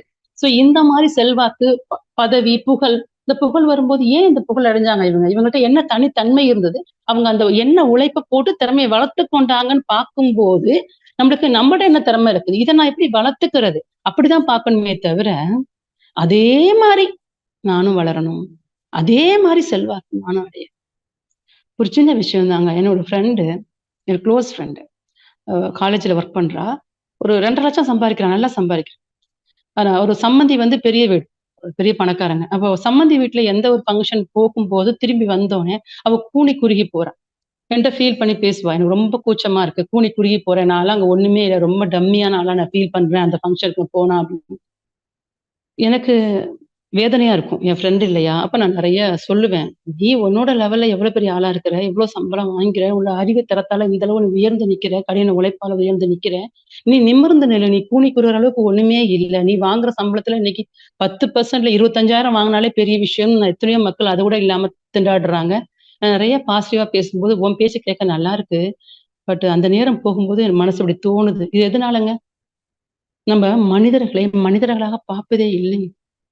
மனிதர்களை அவங்கள்ட்ட இருக்கிற உடைமைகளோடு, பொருட்களோடு சேர்த்து மதிப்பு கூட்டி ஒரு லேபிள் பண்ணி வச்சிரும். இவங்க உயர்ந்தவங்க, இவங்க தாழ்ந்தவங்க. எதை வச்சு அவங்களோட உடைமைகளை வச்சுதான் உயர்வா தாழ்வா பாக்குறோமே தவிர மனிதர்கள் மனிதர்களாக பார்ப்பதில்ல. மனிதருக்குள்ள உள்ள ஊடுருவி போய் அவங்கள்ட்ட இருக்கிற நல்ல நல்ல குவாலிட்டிஸை பாக்குறது இல்ல.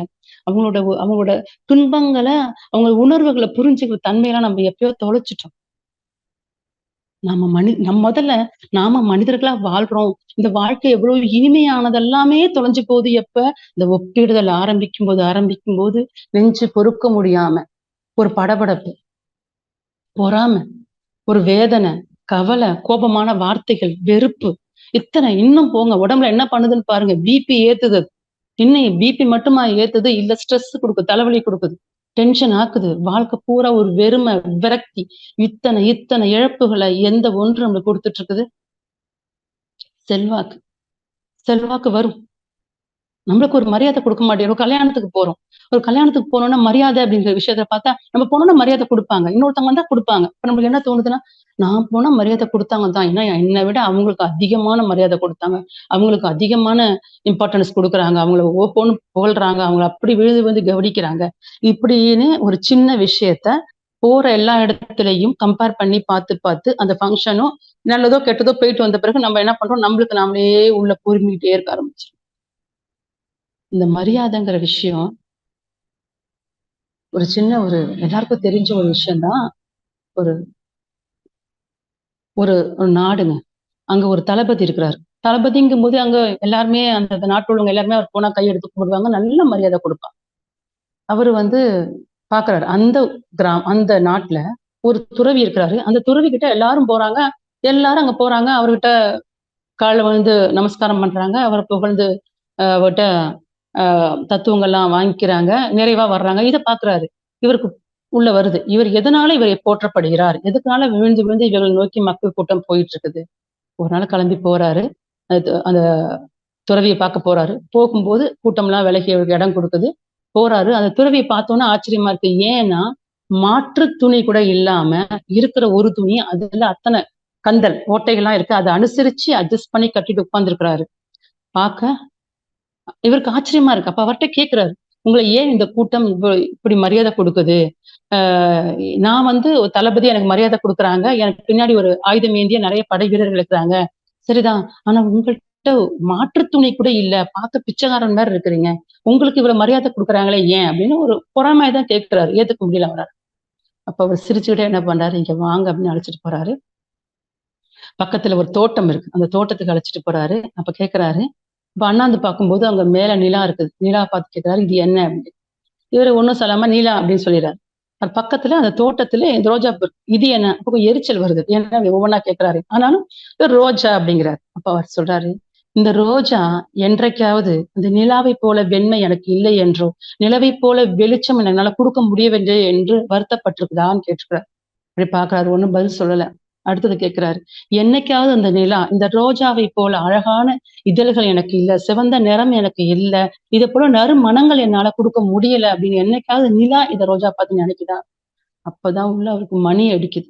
இதத்தான் நம்ம முன்னோர்கள் அழகா சொல்லுவாங்க. சூரியனையும் சந்திரனையும் ஒப்பிடாதீர்கள். அதற்கு நேரம் வரும்போது அது பிரகாசிக்கிறது. பகல்ல சூரியன், இரவுல சந்திரன்னு இங்க விதிக்கப்பட்டது. அது நேரம் வரும்போது அது பிரகாசிக்குது. ஏன் சூரியனும் சந்திரனும் இல்ல? ஏன் சூரியன் மாரி சந்திரன் இல்ல? ஒப்பிடாதீங்க. இது இயற்கையோட படைப்பு. இந்த ஒரு படைப்பு போதுங்க. இந்த ஒரு சொல்லு போதுங்க. நாம நம்மள மத்தவங்களோட ஒப்பிடலாமா? ஒப்பிடுறதால என்ன கிடைக்குது? துன்பங்களும், துயரங்களும் இத்தனை இத்தனை வாழ்நாள் பூரா இந்த ஒப்பிடுதல் நாம சின்ன வயசுல குழந்தையில ஆரம்பிச்ச இந்த ஒப்பிடுதல், நம்பள பெத்த பிள்ளைங்க, அந்த பிள்ளை மாரி என்னை இவன் கவனிக்கல. பக்கத்து வீட்டு பிள்ளை அவங்க அம்மாவ நல்லா கவனிச்சுக்கிறான். என் பிள்ளை என்ன கவனிக்க மாட்டேங்குது. என் சின்ன பிள்ளை நல்லா கவனிக்குது. என் பெரிய பிள்ளை என்ன கவனிக்க மாட்டேங்குதுன்னு, இதுக்கு ஒரு நான் ஸ்டாப் போயிட்டே இருக்கு. இந்த இந்த ஒப்பீடு கண்ணோட்டம் வாழ்நாள் பூரா தொரத்திக்கிட்டு, நம்மள ஏதோ ஒரு படுகொலியில போட்டு தள்ள வச்சுட்டு தான் இருக்குது. சரி என்னதான் செய்யலாம்? எப்படி இதுலேருந்து மீண்டு வருவது?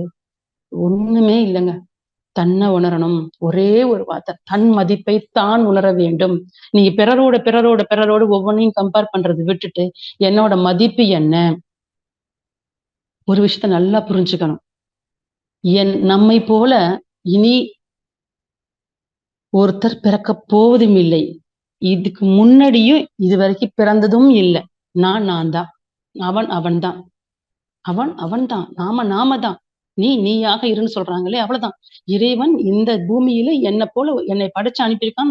நானாவத்தான் அனுப்பியிருக்கானே தவிர, மத்தவர்கள் போல வாழ்றதுக்கு மத்தவர்கள் போல வாழணும்னா அவங்கள படைச்ச இறைவன் சுரேஷ், ரமேஷ் 2 பேரை படைச்ச இறைவன். ரமேஷே போதும்னா ஏன் சுரேஷ படைக்கணும்? நாம் படைப்பை கொச்சைப்படுத்துகிறோம். ஒப்பிடும் போதெல்லாம் முதல்ல தன் மதிப்பு உணரணும். தன் மதிப்பு நம்மளுக்கு தெரியலன்னா, கொஞ்சம் ஆராய்ச்சியில தவம் பண்ணி உள்ள போகும்போது என்னோட பிளஸ் என்ன? என்னோட பலம் என்ன? என்னோட பலவீனம் என்ன? என்னோட பலத்த நான் எப்படி கூட்டிக்கிறதுக்கு? நான் என்ன ஒப்பிடணும்னு நினைச்சா ஒரே ஒரு ஆள்ட்ட மட்டும் தான் ஒப்பிடணும். அது நான் மட்டும் தான். அது எப்படி நானா இருக்க முடியும் அப்படின்னா, என்னோட முந்தைய செயல்பாடுகளோடு என்ன ஒப்பிட்டு பார்க்கணும். அப்ப முதல்ல என் மதிப்பு எனக்கு தெரியணும் இல்லையா? நான் என்ன கவனிச்சா தானே ஒப்பிடவே முடியும். முதல்ல என்ன நான் அங்கீகாரம் குடுக்கணும் தானே! இந்த படைப்புக்கு இறைவன் என்ன படைச்சதுக்கு ஒரு அர்த்தம் இருக்கு. அத நான் அங்கீகாரம் குடுக்கும்போது தானே எனக்கு அப்ப நான் என்ன மதிக்கணும்னா, இதான் சொல்றாங்க. ரொம்ப பெரிய வார்த்தை. தன்னை அறிதல், தன் மதிப்பு உணர்தல் அப்படின்னு. இதுக்கு ரொம்ப சிம்பிளா ஒரு ஸ்டோரி மட்டும் இருக்கு. அத மட்டும் கொஞ்சம் கவனிச்சீங்கன்னா சிம்பிளான ஸ்டோரினா என்னன்னா அப்படின்னா, ஒரு சிறு குழந்தை, ஒரு சிறுவன் இருக்கான். அவங்க அப்பாட்ட போய் கேட்கிறான். பெரிய வார்த்தை தான் கேட்கிறான் அவங்க அப்பா பார்த்து.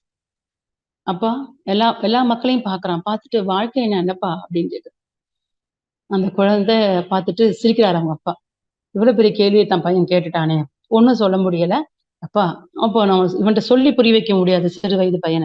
அப்பா சொல்றாரு, "சரி, நீ லீவ் நாள் வரும்போது சொல்லுப்பா. நான் உனக்கு ஒரு வேலை தரேன் செய்யி" அப்படின்னு. சரின்னு சொல்லிறான் அந்த பையன். என்ன அப்படின்னா, ஒரு அழகான ஒரு கல்லு கையில குடுக்குறாரு. இந்த கல்ல எடுத்துட்டு போயி, நீ மார்க்கெட்டுக்கு போ. சந்தை காய்கறிகள் விக்கும் சந்தைக்கு எடுத்து கூடுற இடத்துல போ. அங்க போய் இத விக்கிற மாரி நீ நின்னு, எல்லாரும் உன்ட்ட வந்து பேரம் பேசுவாங்க. ஆனா நீ விக்காத, விக்கக்கூடாது. அவங்க என்னென்ன பேசுறாங்கன்னு கவனிச்சுட்டு வா. இவ்வளவுதான் சொல்றாரு. போறான், போய் நிக்கிறான். அந்த கல்ல பாக்குறாங்க. நல்லா இருக்குது. சரி இந்த குழந்தை அழகா இருக்கு இந்த கல்லு. இந்த கல்லு வந்து என்னோட குழந்தைக்கு விளையாட்டு பொருளா இருக்கலாம். இல்ல வீட்டுக்கு ஒரு அலங்கார பொருளா வச்சுக்கலாம். இல்லன்னா, இந்த காய்கறி விதை போடுற இடத்துல கூட அந்த கல்ல தூக்கி நம்ம வச்சு எடை போடுற கல்லா கூட அத வச்சுக்கலாம் அப்படின்னு அங்க உள்ளவங்க ஒவ்வொருத்தரும் அதுக்கு ஒரு மதிப்பு போட்டு ஒரு 10 பைசா குடு. இல்லன்னா எனக்கு ரூ. 100 குடு அப்படின்னு பேசுறாங்க. இவன் ஒண்ணும் சொல்லல வந்துடுறான். ஓ! 10 பைசா ரூ. 100 இவ்வளவுதான் அந்த பொருள் போல. அப்படின்னு மறுத்துட்டு வந்துடுறான். இது அப்பாட்ட சொல்றான். அவங்க அப்பா சிரிச்சுக்கிறாரு ஒண்ணும் சொல்லல. அடுத்த நாளு இவன் என்ன பண்றாரு, தங்கம் விக்கக்கூடிய ஒரு இடத்துக்கு இந்த கல்ல கொண்டு போறாரு. அங்க கொண்டோனே அத பாக்குறாங்க. பாத்துட்டு ரூ. 1000 கேட்கறாங்க. அவனுக்கு ஒரே குஷி, சந்தோஷம், மகிழ்ச்சி. ஓடி வந்து அவங்க அப்பாட்ட சொல்றான். அப்பா ரூ. 1000 கேட்டுட்டாங்க இதுக்கு பொருள். சிரிச்சுக்கிறாரு. ஒண்ணும் சொல்லல. அடுத்த நாள் வைரம் விக்கிற இடத்துக்கு இந்த கல்ல கொண்டு போய் கேட்க அவங்க உடனே பார்த்துட்டு 50,000 சொல்றான். இவன் மறுக்கிறான். இவன் மறுத்தோனே இன்னும் 1,00,000ங்கிறான். 1,00,000 கேட்டா உனக்கு சொல்றது இவன் ஒரு பைத்தியக்காரன். இதுக்கு போய் 1,00,000 தரான்னு சொல்றான்னு இவன் வந்துடுறான். அதையும் சொல்றான். அடுத்ததா அவங்க அப்பா சொல்றாரு. கடைசியாக ஒரு மியூசியம் இருக்கு. எல்லா பொருள்களையும் அலங்கரிச்சு வைக்கக்கூடிய அந்த இடத்துல பழமை வாய்ந்த பொருட்கள் இதை கொண்டு போய் மியூசியத்துல போய் கேட்டு பார்த்துட்டு வா. அங்க போறான் பையன். அந்த கல்லை பாக்குறாங்க. பார்த்தோன்னே ₹1,00,00,000 தரேன். அவ்வளவுதான். ஒரே குதூகலம் ஓடி வந்துடுறான். இப்ப கேட்கிறாரு அப்பா, இந்த கல்லின் மதிப்பு ஏன் வித்தியாசமாக தெரிய ஆரம்பிச்சு? இந்த கல்லின் மதிப்பு, கல்லுக்கு ஒரே மதிப்பு தான், ஏன் வித்தியாசமாக தெரிய ஆரம்பிச்சு? வித்தியாசமான மனிதர்கள், வித்தியாசமான சூழல்கள், அவர்களின் தன்மைக்கு ஏற்ப, அவர்களுடைய அறிவின் தரத்திற்கேற்ப இந்த கருளுக்கு பொருள் மதிப்பு கூட்டி விட்டார்கள். அதே போலதான் நம்மளோட வாழ்க்கை அப்படிங்கிறது உன்னை நீ மதிப்பிடாம இருந்தீங்கன்னா உன்னை சுத்தி உள்ளவங்க எல்லாரும் அவங்களோட தரத்திற்கேற்ப நீ நல்லவன் கெட்டவன் நீ பெரியவன் அப்படி இப்படின்னு மதிப்பு போடுவாங்களே தவிர அந்த மதிப்பீடு உண்மையான மதிப்பீடாக இருக்க ஒருபோதும் வாய்ப்பு இல்லை. அப்ப என்னோட மதிப்பை நான் மத்தவங்கள்ட்ட கேட்கும் போதுதானே நிறைவில்லை. அப்ப என்னோட மதிப்பை நான் உணரணும், முழுமையாக நான் தெரிஞ்சுக்கணும். மத்தவங்க எடை போறதெல்லாம் தள்ளி வச்சிருங்க.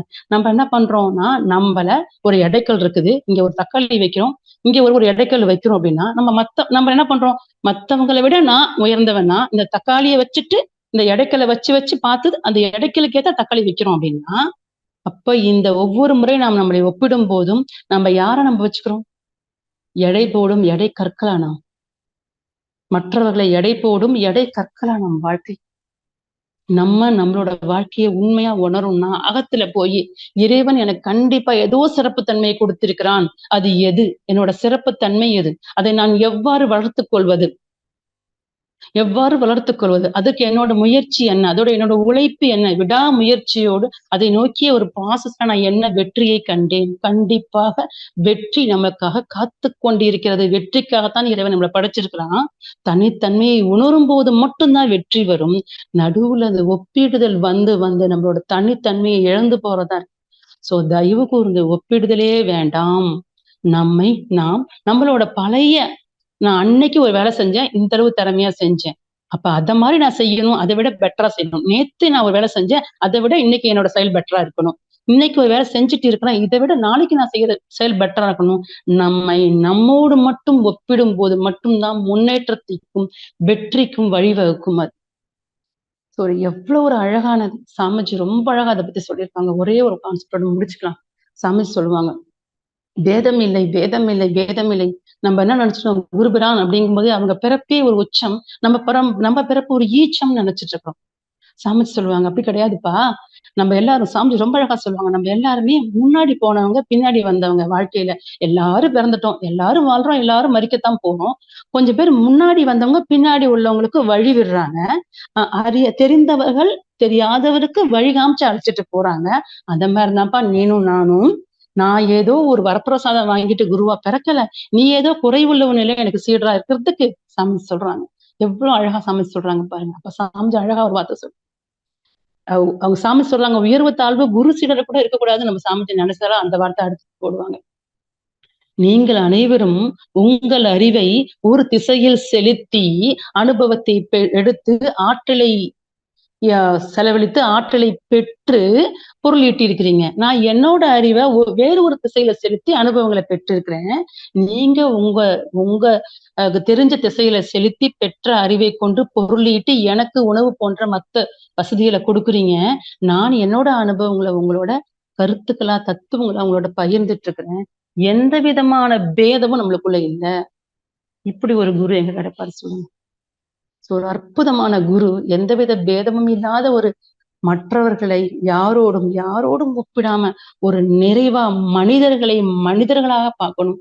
இந்த பூமியில இந்த மனிதராக இந்த ஜென்மத்துல நான் பிறந்திருக்கேன்னா இனி இன்னொருத்தர் இதுக்கு முன்ன யாரும் என்னை போல பிறக்கவும் இல்லை, இனியும் பிறக்க போறதில்ல. பார்க்கிற சக மனிதர் அனைவருமே நம்மளுக்கு ஒத்தும் உதவியும் ஒருத்தருக்கு ஒருத்தர் அவங்கள்ட்ட திறமையை வெளிப்படுத்தி அனுசரித்து இணைப்பாக வாழணும் அப்படிங்கிற ஒரு சமநோக்குத்தன்மை, நேர்நிறை உணர்வு. இந்த ஒரு உணர்வை ஒவ்வொரு நாளும் நம்ம நகர்த்திட்டே போகும்போது சாட்சாத் அந்த பரபிரம்மே நம்முள் நிறைந்து நிற்கிறது என்ற ஒரு தெளிவான சிந்தனையோடு இந்த வாழ்நாட்கள் ஒவ்வொரு நாளுக்கும் நம் உண்மையானதாக இருந்து வாழ்நாளை முழுவதுமாக அனுபவித்து வாழ்வின் அனுபவங்களை சுகித்து மனித பிறப்பின் நோக்கத்தை நோக்கி நடப்பதற்கு ஒரு நிறைவான வாழ்வு, இது மகத்துவமான வாழ்க்கை கொடுக்கப்பட்டது தெளிவோடு நடைபெறுவதற்கு எல்லாம் வல்ல இறையாற்றலும் குருவாற்றலும் நம்மளை வழிநடத்தட்டும் என்று கூறி இது நேரம் வரை கேட்டுக்கொண்டிருந்த உங்கள் அனைவருக்கும் நன்றி கூறி நிறைவு செய்து கொள்கிறேன். வாழ்க வையகம், வாழ்க வையகம், வாழ்க வாழ்க வளமுடன் அம்மா. மிகவும் சிறப்பான சிந்தனை முறை அம்மா. ஒப்பீடுகள் தரும் இழப்புகள். நாம மனிதர்கள் உருவாக்கும் பொருட்களோட ஒப்பீடு செய்கிறோம். அதுல எதுவும் ஒரு தப்பும் இல்லை அப்படின்றத ஆரம்பிச்சு எவ்வளவு ஒப்பீடுகள், அதனால எவ்வளவு ஒரு வேறுபாடுகள் இருக்கு, அதனால நமக்கு எதனா பலன் இருக்கா அப்படின்றத பல உதாரணங்களோட, அதுவும் ரொம்ப சிறப்பா அப்படியே அந்த ஃப்ளோ அவ்வளோ நல்லா இருந்ததுமா. தொடக்கத்துல இருந்து முடிகிற வரைக்கும் ரொம்ப உணர்வு பூர்வமான விஷயங்கள் நிறைய சொல்லியிருக்கீங்கம்மா. ரொம்ப சிறப்புங்கம்மா. நன்றிம்மா. நன்றிம்மா. வாழ்க வாழ்க. நாம அடுத்தவங்க செய்யற செயல்களோட எப்பவுமே ஒப்பீடு செய்யக்கூடாது அப்படின்றதையும், அப்போ கடவுள் படைச்சிருக்கிற படைப்பை நாம ஒப்பீடு செய்யறதுக்கு எதுவும் இல்லை அப்படின்றத ரொம்ப சிறப்பா சொல்லியிருக்கீங்கம்மா. அம்மா வாழ்க வளம். சுபாமா வாழ்க வளமுடன். வாழ்க வளமுடன்மா. வாழ்க வளமுடன். நல்லா இருக்கிறீங்களா? நல்லா இருக்கேன். உங்களை இந்த வருஷம் புத்தாண்டுல உங்களை பார்த்தது எனக்கு ரொம்ப மகிழ்ச்சி. உங்களோட ஒரு அம்மா பொண்ணு மாதிரி இருந்தது. ரொம்ப ரொம்ப சந்தோஷமா இருந்துச்சு. அந்த நினைவுகள்லாம் அடுத்தும் கண்டிப்பா வரும். அப்படி அந்த மாதிரி ஒரு சொல்ல இருக்கேன். ரொம்ப நல்லா இருந்ததுமா அவங்க ஸ்பீச். அதாவது உங்களுடைய குற்ற உணர்வு, அதுக்கு அடுத்து இதோடைய தலைப்பு, அதோடைய கண்டினியூஷன் மாதிரி இருக்கு. நீங்க எப்படி ஒப்பிடாம வாழணும், குற்ற உணர்வு இல்லாம வாழணும் அப்படிங்கிறதுக்கு ஒரு நல்ல ஸ்பீச். ரொம்ப உணர்ந்து தவம் மாதிரி கேட்டோம். அது எல்லாருமே கேட்டிருப்பாங்க கண்டிப்பா. இப்போ நீங்க சொன்னீங்கம்மா அழகா, குழந்தைகள் ஞானிகள், தோல்வி ஜெயம், தொழுகை ஒழுக்கம், உள்ளத்தில் கருணை, நடையில் கண்ணியம், நல்லோர் பண்பு, இதெல்லாம் நீங்க தனித்தனியா எக்ஸ்பிளைன் பண்ணி சொன்னீங்க. ஆனா இப்ப என்னைய பொறுத்த வரைக்கும் நானே இந்த வயசுல ஒப்பிடுறணும்னு தோணுது. பொதுவா நாங்க பேசுவோம், பாரு அவங்க இப்பதான் வந்தாங்க வேதாத்திரியத்துக்கு, அவங்க எப்படி வந்துட்டாங்க, நம்மளால எதுவுமே முடியல அப்படிங்கன்னு கூட ஒரு ஒப்பீடு வருது. இப்ப நீங்க கூர்ந்து கவனிச்ச பிறகுதான் நீங்க சொல்லையில அதெல்லாம் தோணுது. நம்ம ரொம்ப ஜெயமா இருக்கோம், வேதாத்திரியத்துல இருக்கோம், எல்லாமே நல்லா இருக்கும் அப்படின்னு நினைக்கவே முடியல அப்படிங்கறத நல்லாவே இன்னைக்கு உணர்ந்தேம்மா. வாழ்க வளமுடன். உங்களுடைய பேச்சு வாழ்க. ரொம்ப நன்றி. ஒண்ணுமா, ஏற்றுக்கொள்ளும் தன்மை வேண்டும் அப்படின்னீங்க. நீ மத்தவங்களோட ஒப்பிடாத, உன்னே நீ ஒப்பிட்டு பாரு, அதை ஏற்றுக்கொள்ளு, அது எப்படி வழிநடத்தி போறதுங்கிறத உங்களுக்கு காமிக்கும் அப்படின்னு சொன்னீங்க. அதோடைய கொஞ்சம் சின்ன வழக்கம் கொடுத்தீங்கன்னா நல்லா இருக்கும். வாழ்க வளமுடன். வாழ்க வளமுடன்மா. வாழ்க வளமுடன். கண்டிப்பாம்மா. இந்த பூமியில பிறந்த ஒவ்வொரு 800 கோடி மக்கள் இருக்கிறாங்கன்னா 800 கோடி மக்களோட ஆயிர எட்டினா கண்டிப்பா டிஃபரன்ஸ் இருக்கு. கட்டவரல் இது ரேக வித்தியாசம் இருக்குது. இதே மாதிரி கண்டிப்பாக உள்ள ஒரு தனித்துவம், இண்டிவிஜுவாலிட்டின்னு சொல்லுவாங்க. இந்த தனித்துவம்ங்கிறது கண்டிப்பா ஏதோ ஒண்ணு இருக்குது. இது மத்தவன் மேலதான், அவனுக்கு பாட்டு நல்லா வருதுன்னா எனக்கு பாட்டு வரணும்னு அவசியம் இல்லை, அது எனக்கு பிடிக்கணும்னு அவசியம் இல்லை, எனக்கு ஏதோ வேற ஏதோ ஒண்ணு இருக்குது அப்படின்னு அது கொஞ்சம் உள்ள பாக்கணுங்க. நம்மள அறியாம சில விஷயங்கள் நம்ம உள்ள கருமயத்துல இருக்கிற ஒரு விஷயம் நம்மள என்ன பண்ணும், தூண்டிவிடும். இதை நோக்கி ஒரு ஈர்ப்பு இழுக்கும். இந்த ஈர்ப்பு இழுக்கும் போது ஏன் நம்மளுக்கு இப்ப அம்மா அப்பா கூட அது பிடிக்காம இருக்கலாம், ஆனா பிறந்த குழந்தைக்கு அந்த என்னமோ அது மேல ஒரு நாட்டம் வரும். எதனால அந்த நாட்டம் வருது அப்படின்னு கவனிக்கும் போது அது உள்ள அவனுக்குள்ள பதிஞ்சிருந்தது. அவனோட வாழ்க்கையே அதனாலதான் இருக்க மாட்டோம். சோ அந்த வாழ்க்கையே புரிஞ்சு கொள்ற அந்த ஈர்ப்பு நகரும் போது பெத்தவங்க புரிஞ்சுக்கணும். ஏன் என் பையன் இன்ஜினியர் ஆகல, ஏன் என் பையன் டாக்டர் ஆகல, ஏன் என் பையன் இந்த லைன்ல போறான், அவனுக்கு என்ன இருக்குதுன்னா அவன் வாழ்க்கையில எது வாழணுமோ அந்த வாழ்றதுக்கு தான் அந்த ஜீவனை, அந்த தோற்றத்தை கொடுத்து அந்த படைப்பை இறைவனை அனுப்பி வச்சிருக்கான். அனுபவி ராஜான்னு சொல்லி இதுல என்ன போலவே என் பிள்ளை இருக்கணும், என்னோட சிந்தனைகள் போலவே என் குழந்தைகள் வளரணும், மத்தவங்க போல என் குழந்தைங்க இருக்கணும்னு பெத்தவங்க பார்க்கும்போது ஆமா ஈடுபட ஆரம்பிக்குது. அப்ப என் குழந்தைக்கு இது பிடிச்சிருக்குது, அப்ப அதை பெத்தவங்க என்ன பண்ணும், முழு மனதோட ஏத்துக்கொள்ளும் போதுதான் அப்ப அவன்கிட்ட தனித்தன்மையை நான் எப்படி அது உத்வேகத்தை அதை இன்னும் தூண்டி வரத்துக்கு நான் என்ன பண்ணணும், சிச்சுவேஷன் கிரியேட் பண்ணி கொடுக்கணும் ஒரு பெத்தவங்க. இப்ப குழந்தை என்னோட குழந்தைக்கு எப்போதாலும் செல்போனே நோண்டிட்டு இருக்குது, ஒரு லேசியா இருக்குது அப்படின்னு பெத்தவங்க பிளேம் பண்றோம் இல்லையா? அதை விட்டுட்டு இவனுக்கு என்ன வருது, அப்ப நான் வந்து அவனுக்கு தேவையில்லாத நேரத்தை தான் அவன் வந்து அந்த மாதிரி தேவையில்லாத விஷயங்களை செலவு பண்றான். இவன் எது பிடிச்சிருக்குது, இவனோட தரம் என்ன, தன்மை என்ன, இவன் அறிவின் போக்கு எப்படி இருக்குன்னு கூர்ந்து கவனிச்சிட்டோம்னா அதை நோக்கி அவனை நோக்கிய பாதையில அவனுக்கு சிச்சுவேஷனை பெத்தவங்க கிரியேட் பண்ணி கொடுத்துடணும். கிரியேட் பண்ணி நம்ம கொடுத்துட்டோம்னா சும்மா இருக்கும்போது அந்த குழந்தைங்க செல்போனையும் அதையும் நோண்டிட்டு தேவையில்லாத பண்ணிட்டு இருக்கோம். சிச்சுவேஷனை கிரியேட் பண்ணி அந்த சூழலை நம்ம உருவாக்கி கொடுத்துட்டோம் அப்படின்னா குழந்தைகளோட பாதையை நம்ம வகுத்து கொடுக்குறோம். அதுல குழந்தைங்க ஜம்முன்னு வாழதான் செய்வாங்க. சோ இதை கூர்ந்து மட்டும் கவனிக்கணும். அவங்கள்ட்ட நம்ம நினைக்கிற மாதிரி பண்புகளை எதிர்பார்க்காம அவங்கள்ட்ட என்ன இருக்கு, இதை நான் எப்படி தூக்கிட்டு போறது மேல, இதுதான் இந்த பெற்றோரான என்னோட கடமைன்னு நம்ம பார்க்கும்போது அதை ஏற்றுக்கொள்ளும் போது அது குறைகளாவும் இருக்கலாம், கண்டிப்பா இருக்கலாம். உடல்ல ஒரு இப்ப ஆட்டிசம் பாதிக்கப்பட்ட குழந்தைகள் இருக்கிறாங்க. இது எத்தனையோ குழந்தைகள் குறைபாடுகள பறக்குறாங்க. அந்த குழந்தைகளையும் ஏற்றுக்கிற பக்குவம் வந்து பெற்றவங்களுக்கு மட்டும்தான் இருக்குது.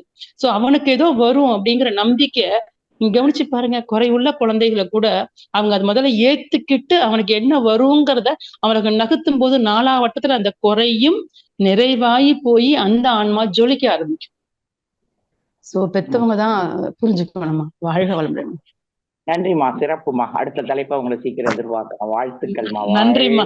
என்னோட தலைப்புகள் எல்லாம் ஞாபகம் வச்சிருக்கீங்க. நான் தான் உங்களுக்கு ரொம்ப நன்றி சொல்லணும். வாழ்க வளமுடன். வாழ்க வளமுடன். மனசுல பதியுதுமா. வாழ்த்துக்கள்மா. நன்றிமா. வாழ்க வளமுடன். வாழ்க. நன்றி. நன்றிமா. நான் மௌனத்துல இருக்கிற சொல்லிட்டு தான் பேசுனேன். அம்மா நான் குற்ற உணர்வு இல்லாம உங்களோட பேசுறேம்மா அப்படின்னு சொன்னேன். ஆலியா ஞாபகம் இருக்குமா? ஞாபகம் இருக்கு. நன்றி. சந்தோஷம். சந்தோஷமா. வாழ்க வளமுடன். வாழ்க வளமுடன் அம்மா. அடுத்த அன்பராக இந்திராணி அம்மா அவர்களை அன்போடு அழைக்கிறோம். வாழ்க வளமுடன்மா.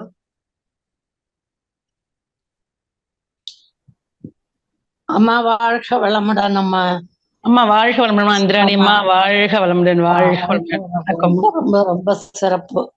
கிருபாநிதி அம்மா சொன்ன மாதிரி போன தடவை நீங்க பேசின தலைப்ப விஞ்சிய தலைப்பாக இருந்ததம்மா. மிக சிறப்பு. தேவைம்மா. வாழ்க்கையில எல்லாரும் இந்த மாதிரி ஒப்பிட்டு நாம நம்முடைய சுயத்தை இழந்து போய் நிக்கிறோம்மா. இந்த உலகமே இருக்கு. அதனால ரொம்ப சரியான தலைப்பு, அதற்கு ஒத்த மாதிரியான உரை, நேர்த்தியான உரை, ரொம்ப அழகா தொகுத்து நல்ல விதமா சொன்னீங்க. அப்பப்ப நீங்க எடுத்துக்காட்டுகள் கூறியதும் அந்த கதைகள் கூறியதும் ரொம்ப வியப்பா இருந்தது. இப்ப நான் ஒண்ணு சொன்னா நீங்க கோவிச்சுக்க கூடாது. உங்களோட நான் என்ன ஒப்பிட்டு பாக்குறேம்மா. என் வயசுக்கு ஒண்ணுமில்ல, உங்க வயசுக்கு எவ்வளவு சிறப்பா ஜொலிக்கிறீங்க. சந்தோஷம். ஒப்பிட்டாலும் பொறாமை இல்லம்மா. அதெல்லாம் போய் 30 வருஷம் ஆச்சுமா. எப்ப வேதாத்திரியத்தை தொட்டமோ அப்பவே எல்லாமே போயிடுச்சு. அதெல்லாம் போயிட்டு சந்தோஷம், ரொம்ப சந்தோஷம். ஒரு உண்மைமா, ஒரு உண்மை என்ன அப்படின்னா, நம்ம ஒவ்வொருத்தரோட வாழ்க்கையும் பலதரப்பட்ட அனுபவங்கள், பெத்தவங்க வேற, வாழ்க்கை சூழல் வேற, நம்மளுக்கு கர்மா வேற, எல்லாத்துக்கும் ஏத்தால நம்மளோட ஒவ்வொருத்தரும் ஒவ்வொரு இடத்துல நிக்கிறோம். சரிங்களா? இதுல ஏற்றத்தாழ்வே கிடையாது. எல்லாரும் அவங்கவுங்க தரத்துல அவங்கவுங்களுக்கு கொடுக்கப்பட்ட பதிவுகளுக்கு ஏற்ப ஒவ்வொரு இடத்துல ஏறி இறங்கி நிக்கிறோமே தவிர ஏற்ற இறக்கம் இல்ல. இதுல நீங்க சொன்னீங்களே, நான் பேசுறதுங்கிறது எனக்கு குருபுரானோட ஆசீர்வாதம், உங்களை போல பெரியவங்க என் மேல வச்சிருக்கிற ஒரு அன்பும் ஒரு ஆசீர்வாதம் தான் இந்த இடத்துல உட்கார்ந்தவன எனக்கு பாட்டுல ஃப்ளோ கொட்டுது அப்படின்னா அது உங்களை போல ஒரு நல்ல தூய்மையான ஆன்மாக்களின் ஆசீர்வாதம் தான்மா காரணம். வாழ்க வளமுடன். தங்கு தடை இல்லாத பேச்சு, அதுல அனுபவம் துணிக்குது. உங்களுடைய உள்ளார்ந்த ஆர்வம் அதுல தெரியுது, பளிச்சுன்னு தெரியுதுமா. ரொம்ப சந்தோஷம். என்னால அனுபவிக்கவும் ரசிக்கவும் ரொம்ப சந்தோஷம். உங்களை போன்ற இள வயதினர் மேலும் மேலும் வரணுமா. நிறைய வேதாத்திரிய கிளைகள் உலகெங்கும் பரவணும். ரொம்ப நன்றிமா. வாழ்க வளமுடன்மா. வாழ்க வளமுடன் அம்மா. வாழ்க வளமுடன். வாழ்க வளமுடன் அம்மா. வாய்ப்புக்கு நன்றி. நன்றி அம்மா. வாழ்க வளமுடன். அடுத்த அன்பராக செவ்வேல் ஐயா அவர்களை அன்போடு அழைக்கிறோம். வாழ்க வளமுடன் ஐயா. வாழ்க வளமுடன்.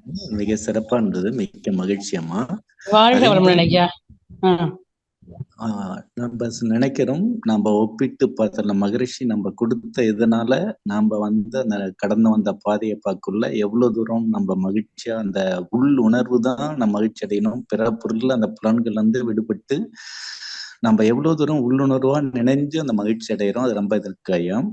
நீங்க சொன்னீங்க மற்றவங்க இப்ப எட்டாத பெரிய பணக்காரா கூட இருக்காங்க. அவங்க ஒப்பிட்டு பார்த்து அவங்களுக்குள்ள எவ்வளவு தூரம் ப்ரெஷரு, சுகரு, அதே மாதிரி இன்னல்கள், அதே மாதிரி எவ்வளவு பிரச்சனைகள் அந்த வந்து அந்த எளிமையா நீங்க அந்த எடுத்துக்காட்டி ரொம்ப ரொம்ப சிறப்பா சொன்னீங்கம்மா. மிக மகிழ்ச்சி.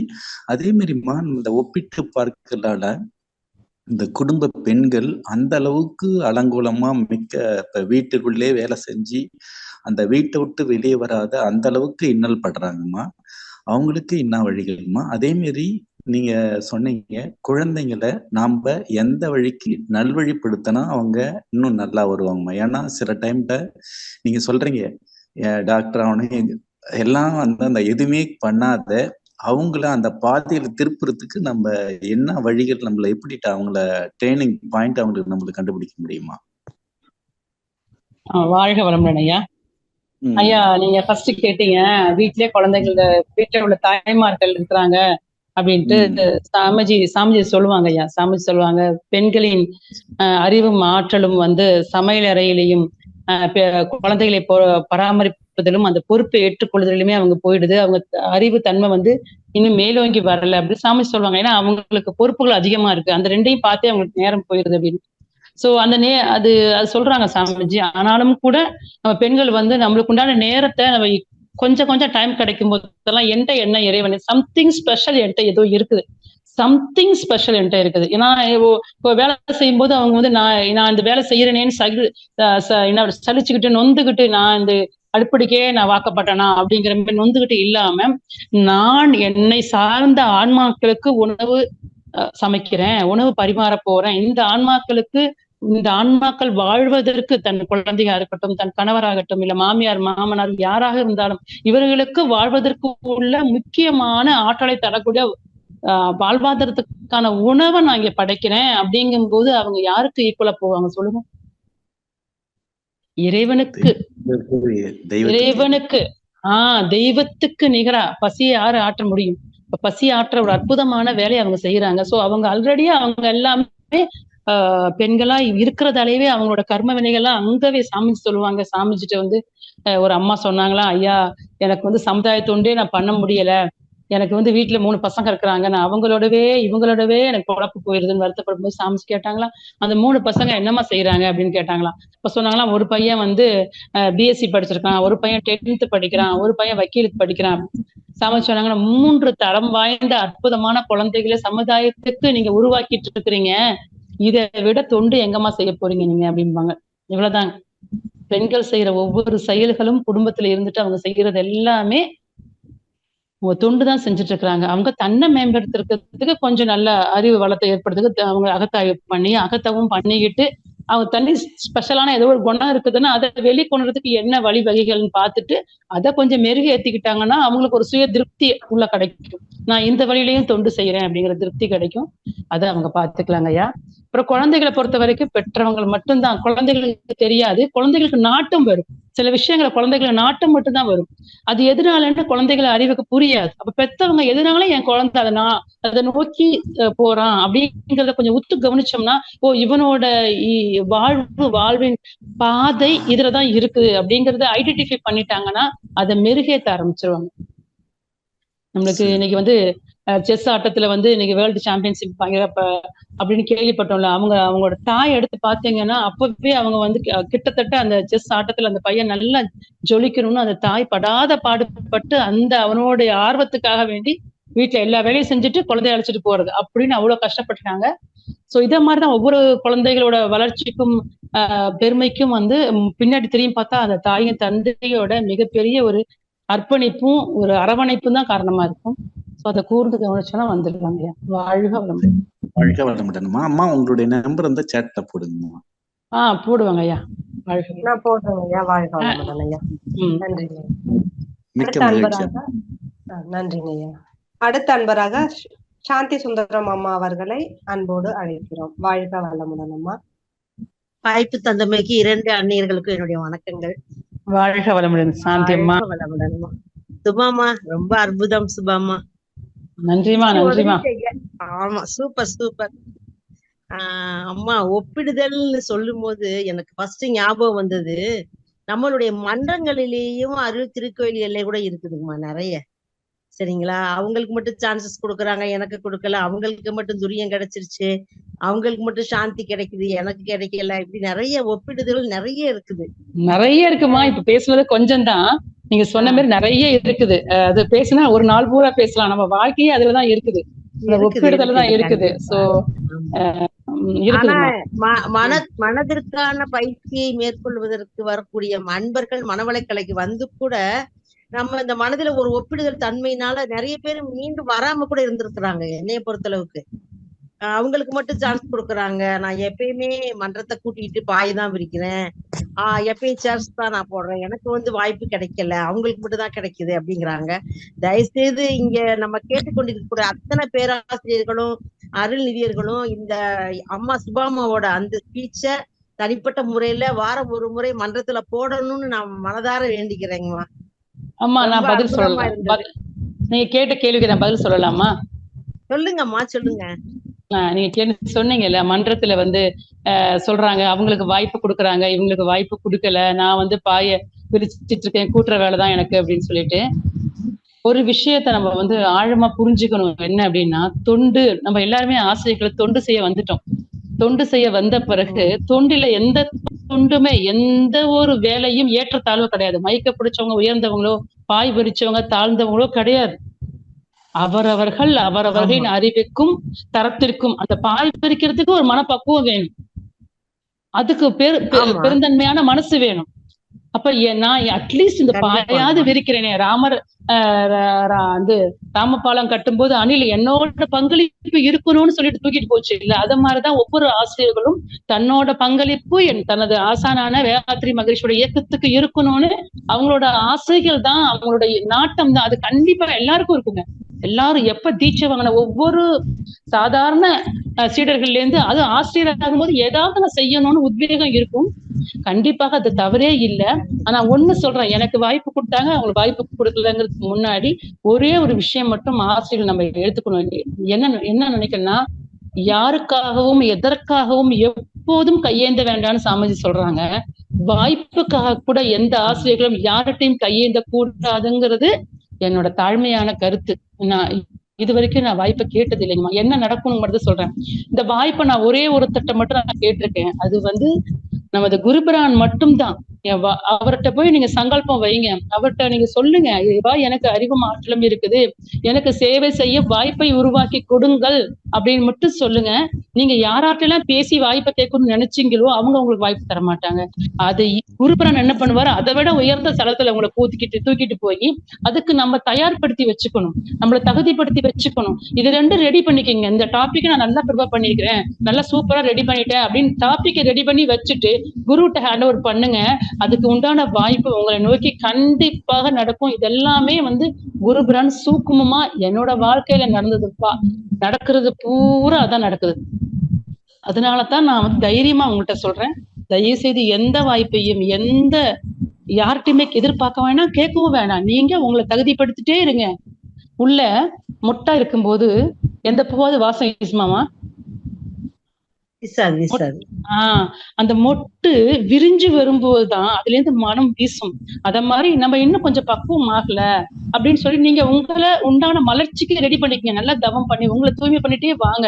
அப்ப உங்களுக்குள்ள ஆட்டோமேட்டிக்கா நீங்க உள்ள மலர மலர மலர உங்க மனம் குணங்களா வெளியே தெரிய ஆரம்பிக்கும் போது ஆட்டோமேட்டிக்கா அதோட வாய்ப்புகள் உங்களை நோக்கி வரும். இறைவன் நம்மளோட கையை பிடிச்சு அழைச்சிட்டு போவான். அதுவும் சேவைதான். சாமிஜி 3 விதமான சேவை சொல்லுவாங்க. உற்ற செல்வம், உடல் உழைப்பு, அறிவு, இவை 3ம் கொண்டு உலகுக்கு உதவி தொண்டாற்றி மகிழ்வோம் சொல்லுவாங்க. என்னால பேச முடியலையா, ஒன்னும் பிரச்சனை இல்லப்பா, உனக்கு செல்வம் இருந்தா செல்வத்தை கொடு. அதுவும் எனக்கு செல்வமும் இல்லைங்கயா, எனக்கு பேசுற அறிவும் இல்லையா, ஒன்னும் பிரச்சனை இல்லையா. உன்னோட உடல் உழைப்பு, இந்த பாய விதிக்கிறதெல்லாம் என்னங்கிறீங்க, அற்புதமான உடல் உழைப்பு. சோ உடல் உழைப்பு, உற்ற செல்வம், அறிவு, இது மூன்றும் உலகுக்கு உதவி அருத்தொண்டாற்றி சாமி சொன்னதுல எது நம்மளால முடியுமோ அதை தொண்டாற்றி இன்பம் காண்போம். வாழ்க வளமுடன்மா, வாழ்க வளமுடன். ரொம்ப அற்புதம், அற்புதம். மகரிஷியாவோட ஏதாவது உங்களுடைய அனுபவம் இருந்தா சின்ன அளவுல சொல்ல முடியுமாங்கம்மா? இல்ல, மகரிஷியோட அனுபவங்களை எனக்கு மகரிஷியோட நேரடி அனுபவங்கள் கிடையாது, அதிகம் கிடையாதுமா. ஆனா மகரிஷியோட சூக்குமான அனுபவங்கள் இருக்குது, எனக்கு நிறைய இருக்குது. எனக்கு நிறைய அனுபவங்கள் இருக்குது. நான் வந்து இப்ப இன்னொரு நாள் நான் உங்கள்கிட்ட இதை பத்தி பேசுறேன். நிறைய சூக்குமான அனுபவங்கள். எதை கேட்டாலும் கொடுப்பாருமா, எதை கேட்டாலும் கொடுப்பாருமா. நம்ம அவர்கிட்ட சொன்னா போதுமா, அது மாயா ஜாலம் தான் நடக்கும் இந்த பிரபஞ்சத்துல. குருவோட சக்தி நம்மள்ட்ட இருக்குது, அது எல்லாத்தையும் தீர்த்து வச்சிரும். அற்புதமான சக்தி அது. அதை மட்டும் புரியுங்க, வேற யாரும் இல்லாட்டி இந்த சாந்தி சுந்தரமே இப்ப இல்லங்கம்மா. நான் மனநிலை குன்றியவளாதான் இருந்திருப்பேன். குரு இருக்கிறதுனாலதான் நான் சாந்தி சுந்தரமாக பேராசிரியராக இருந்து பணி செஞ்சு கொண்டுட்டு இருக்கேன்மா. வேற என்னம்மா, நீங்க ஒவ்வொருத்தரோட வாழ்க்கையும் உதாரணம் இல்லையா குருவோட சக்திக்கு? எல்லாமே நம்மளுக்கு சர்வீஸ் தான், தொண்டு தான். வாழ்க வளமுடன்மா, வாழ்க வளமுடன்மா, வாழ்க வளமுடன். வாய்ப்புக்கு நன்றி நாகராணி அம்மா. நன்றி அம்மா, சாந்தி சுந்தரம் அம்மா, நன்றி அம்மா. ரொம்ப உருக்கமான பதில் அம்மா. மனவளக்கலை மன்றத்துல நடக்கிறத பத்தி கேள்வி கேட்ட உடனே உண்மைதான் அம்மா, குரு தான் எல்லாமே வழி காமிக்கிறாரு அப்படின்றத உங்க அனுபவத்துல ஒரு அனுபவமா ஒரு உருக்கமான பதில் அம்மா. சிறப்புங்கம்மா, நன்றிங்கம்மா. நன்றிமா, நன்றிமா, நன்றிமா. வாழ்க வாழ்க வளமுடன் அம்மா. அடுத்த அன்பராக உமையாள் அம்மா அவர்களை அன்போடு அழைக்கிறோம். அம்மா வாழ்க வளமுடன் அம்மா. உரை சூப்பரா இருந்ததுமா. வாழ்க வளமுடன்மா. அம்மா நிறைய எதுவுமே கம்பேர் பண்ணக்கூடாது. Each individual is unique soul. அவங்கக்கிட்ட இண்டிவிஜுவாலிட்டி இருக்கு. அதை வச்சு நம்மளால எவ்வளவு ஆப்டிமம், எவ்வளவு டைமண்டோட கூட எவ்வளவு more precious value each one soul uniqueness. அதுல நம்ம வந்து அதை அப்படியே அண்டர்ஸ்டாண்ட் பண்ணிட்டு நம்மளால முடிஞ்ச சர்வீஸ் பண்ணணும். சோல்ங்கும் போது it's more valuable compare to anything அப்படின்னு சொல்லும் போது ரொம்ப ரொம்ப ரொம்ப நன்றிமா. வாழ்க வளமுடன்மா. நன்றிமா, நன்றிமா. வாழ்க்கையே சிறப்புமா. அரிது மானிடரா பிறத்தல் அரிது இல்லையா? நம்ம புல்லா பூண்டா பிறந்திருக்கலாம், இல்லைன்னா நம்ம என்ன ஒரு ஜீவனங்களா பிறந்திருக்கலாம். இல்லையே, நம்மள இறைவன் நம்மள மனிதனா படைச்சதே மிகப்பெரிய பாக்கியம் இல்லையா? சோ மனிதனா மனித தன்மையை உணரும் போதுதான் உள்ளே இருந்து தெய்வத்தன்மை வர ஆரம்பிச்சிடும். சோ தெய்வத்தன்மையை நோக்கி நகருங்கம்மா. வாழ்க வளமுடன்மா, வாழ்க வளமுடன். வாழ்க வளமுடன். நன்றிம்மா, மிக்க மகிழ்ச்சி. நன்றி அம்மா, வாழ்க வளமுடன். அடுத்த அன்பராக பரமத்தி ராதா அம்மா அவர்களை அன்போடு அழைக்கிறோம். வாழ்க வளமுடன் அம்மா. வாழ்க வளமுடன்மா. வாய்ப்பு கொடுத்த மிக்க நன்றி அம்மா. வாழ்க வளமுடன் பரமத்தி அம்மா. வாழ்க வளமுடன்மா. நல்லா இருக்கீங்களா? நல்லா இருக்கேம்மா. அம்மா, ஒவ்வொரு தலைப்பும் வித்தியாசமா சொல்றீங்க. அதே சமயத்துல நிறைய நிறைய நிறைய கருத்துக்கள் பத்தி நீங்க சொல்றீங்கம்மா. அருமையா இருந்துச்சு. நீங்க சொல்ல சொல்ல பிளாஷ்பேக் தான் போக தோணிச்சு. நம்ம குழந்தைங்களை எல்லாம் எவ்வளவு தூரம் நம்ம துன்புறுத்திருக்கோம் அப்படின்னு எல்லாம் நினைக்க தோணிச்சுமா. உண்மையிலுமே அது நீங்களும் ஆரம்பத்துல கொஞ்சம் நெகிழ்ச்சியா தான் ஆரம்பிச்சீங்க. அதுவே எனக்கு வந்து கொஞ்சம் பேக் போச்சு. அதனால ரொம்ப அற்புதம்மா. நீங்க நிறைய உதாரணங்கள் அருமையா இருந்துச்சுமா. வாழ்க வளமுடன்மா. நன்றிமா, நன்றிமா, நன்றிமா. வாழ்க வளமுடன்மா, வாழ்க வளமுடன்மா.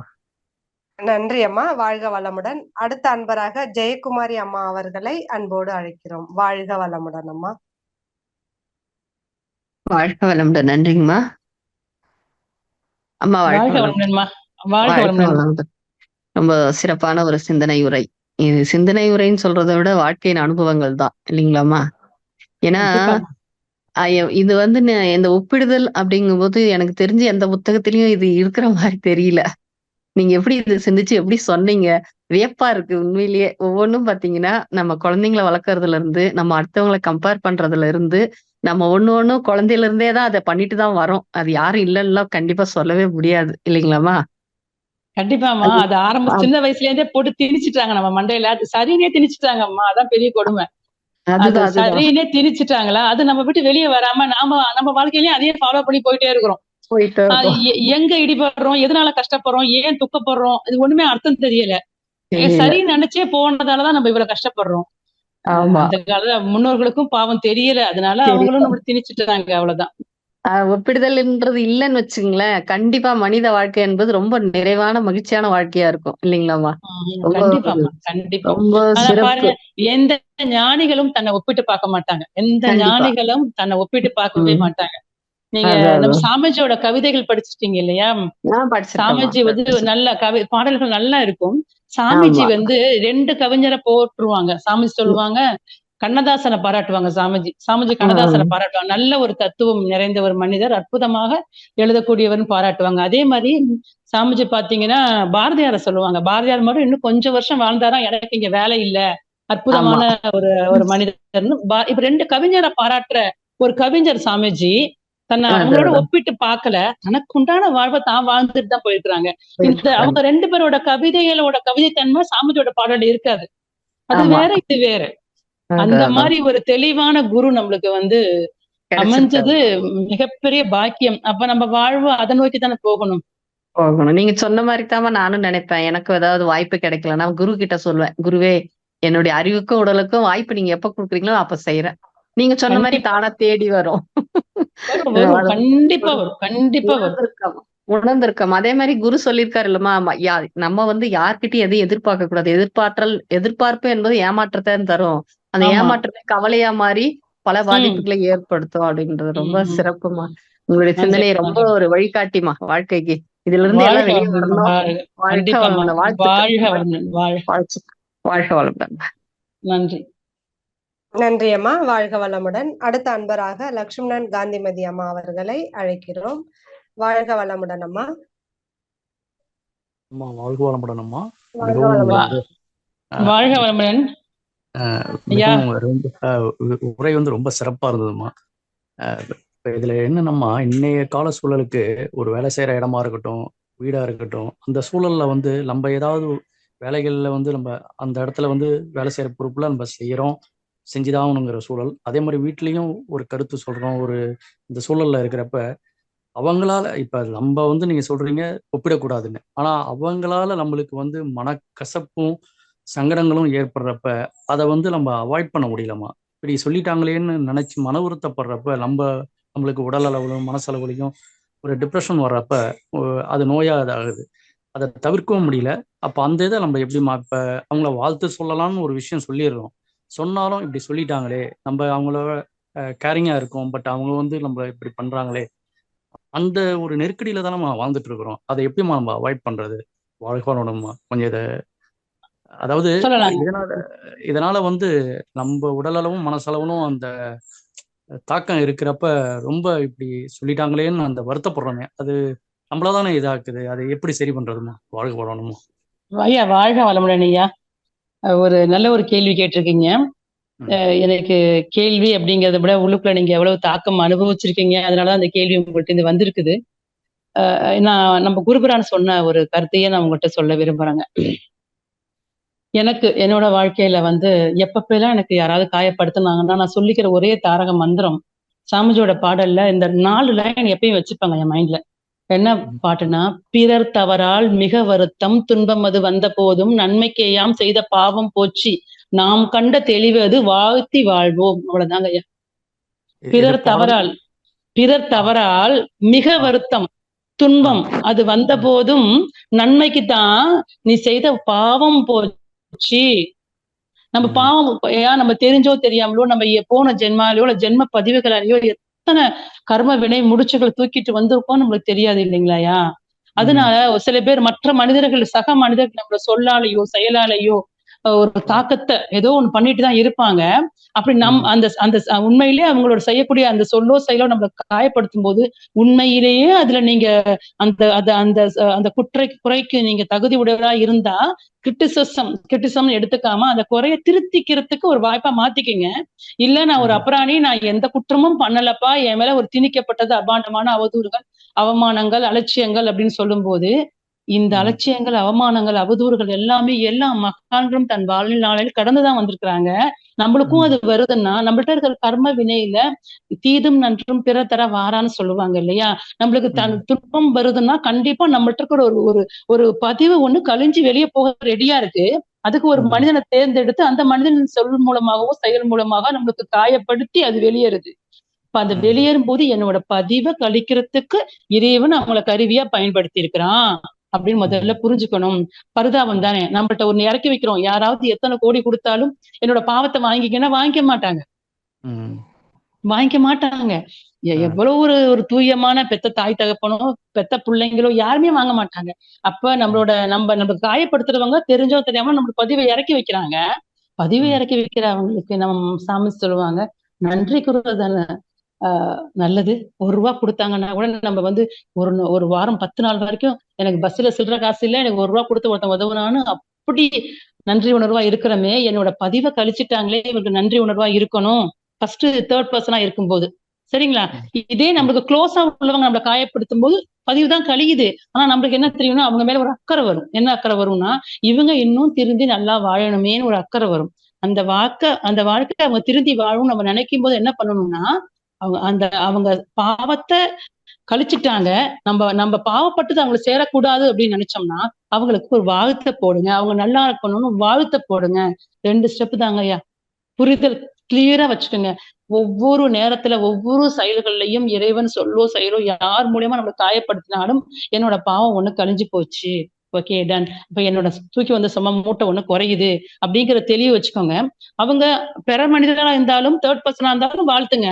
க்ளோஸா உள்ளவங்களா இருந்தாலும் கண்டிப்பா வாழ்த்துங்க. அவங்களோட மாற்றம் உங்களுக்குள்ள ஒரு மாற்றத்தை ஏற்படுத்தும். அப்படிங்கும்போது நல்லா வாழ்த்துங்க. வாழ்த்த உங்களோட பக்குவமான நிலை அவங்களுக்கு ஒரு நாள் தோணும், தெரியாதனமா அவங்கள அந்த வார்த்தை நான் பேசிட்டேனோ, அவங்கள காயப்படுத்திட்டேனோன்னு அவங்க உணர்ற மாதிரி உங்க செய்கள் இருக்கும்போது முழுமையான மாற்றம் அவங்கள்ட்ட வரும். அது உள்ளார்த்தமா நீங்க அடிக்கடி அவங்களை நினைச்சு இப்படி பண்ணிட்டாங்களேன்னு ஆதங்கப்படாதீங்க. அவங்கள வாழ்த்துங்க. அவங்கள வாழ்த்த ஒரு நல்ல வைப்ரேஷன் உங்க 2 பேருக்குள்ள ஒரு நடக்க ஆரம்பிச்சிடும். சாமி சொல்றாங்களே அலை இயக்கம்ங்கிற என்ன அலை இயக்கம், அது ஒரு மாறி மாறி அவங்களுக்கு நீங்க நினைக்க அது அங்க போய் ஒரு இனிமையான ஒரு உறவு அந்த இனிமை ஏற்படுத்தி கொடுக்கும். உள்ள புகஞ்சிக்காதீங்க, உள்ள சலிச்சுக்காதீங்க, உள்ளயுமே இனிமையை வச்சுக்கோங்க.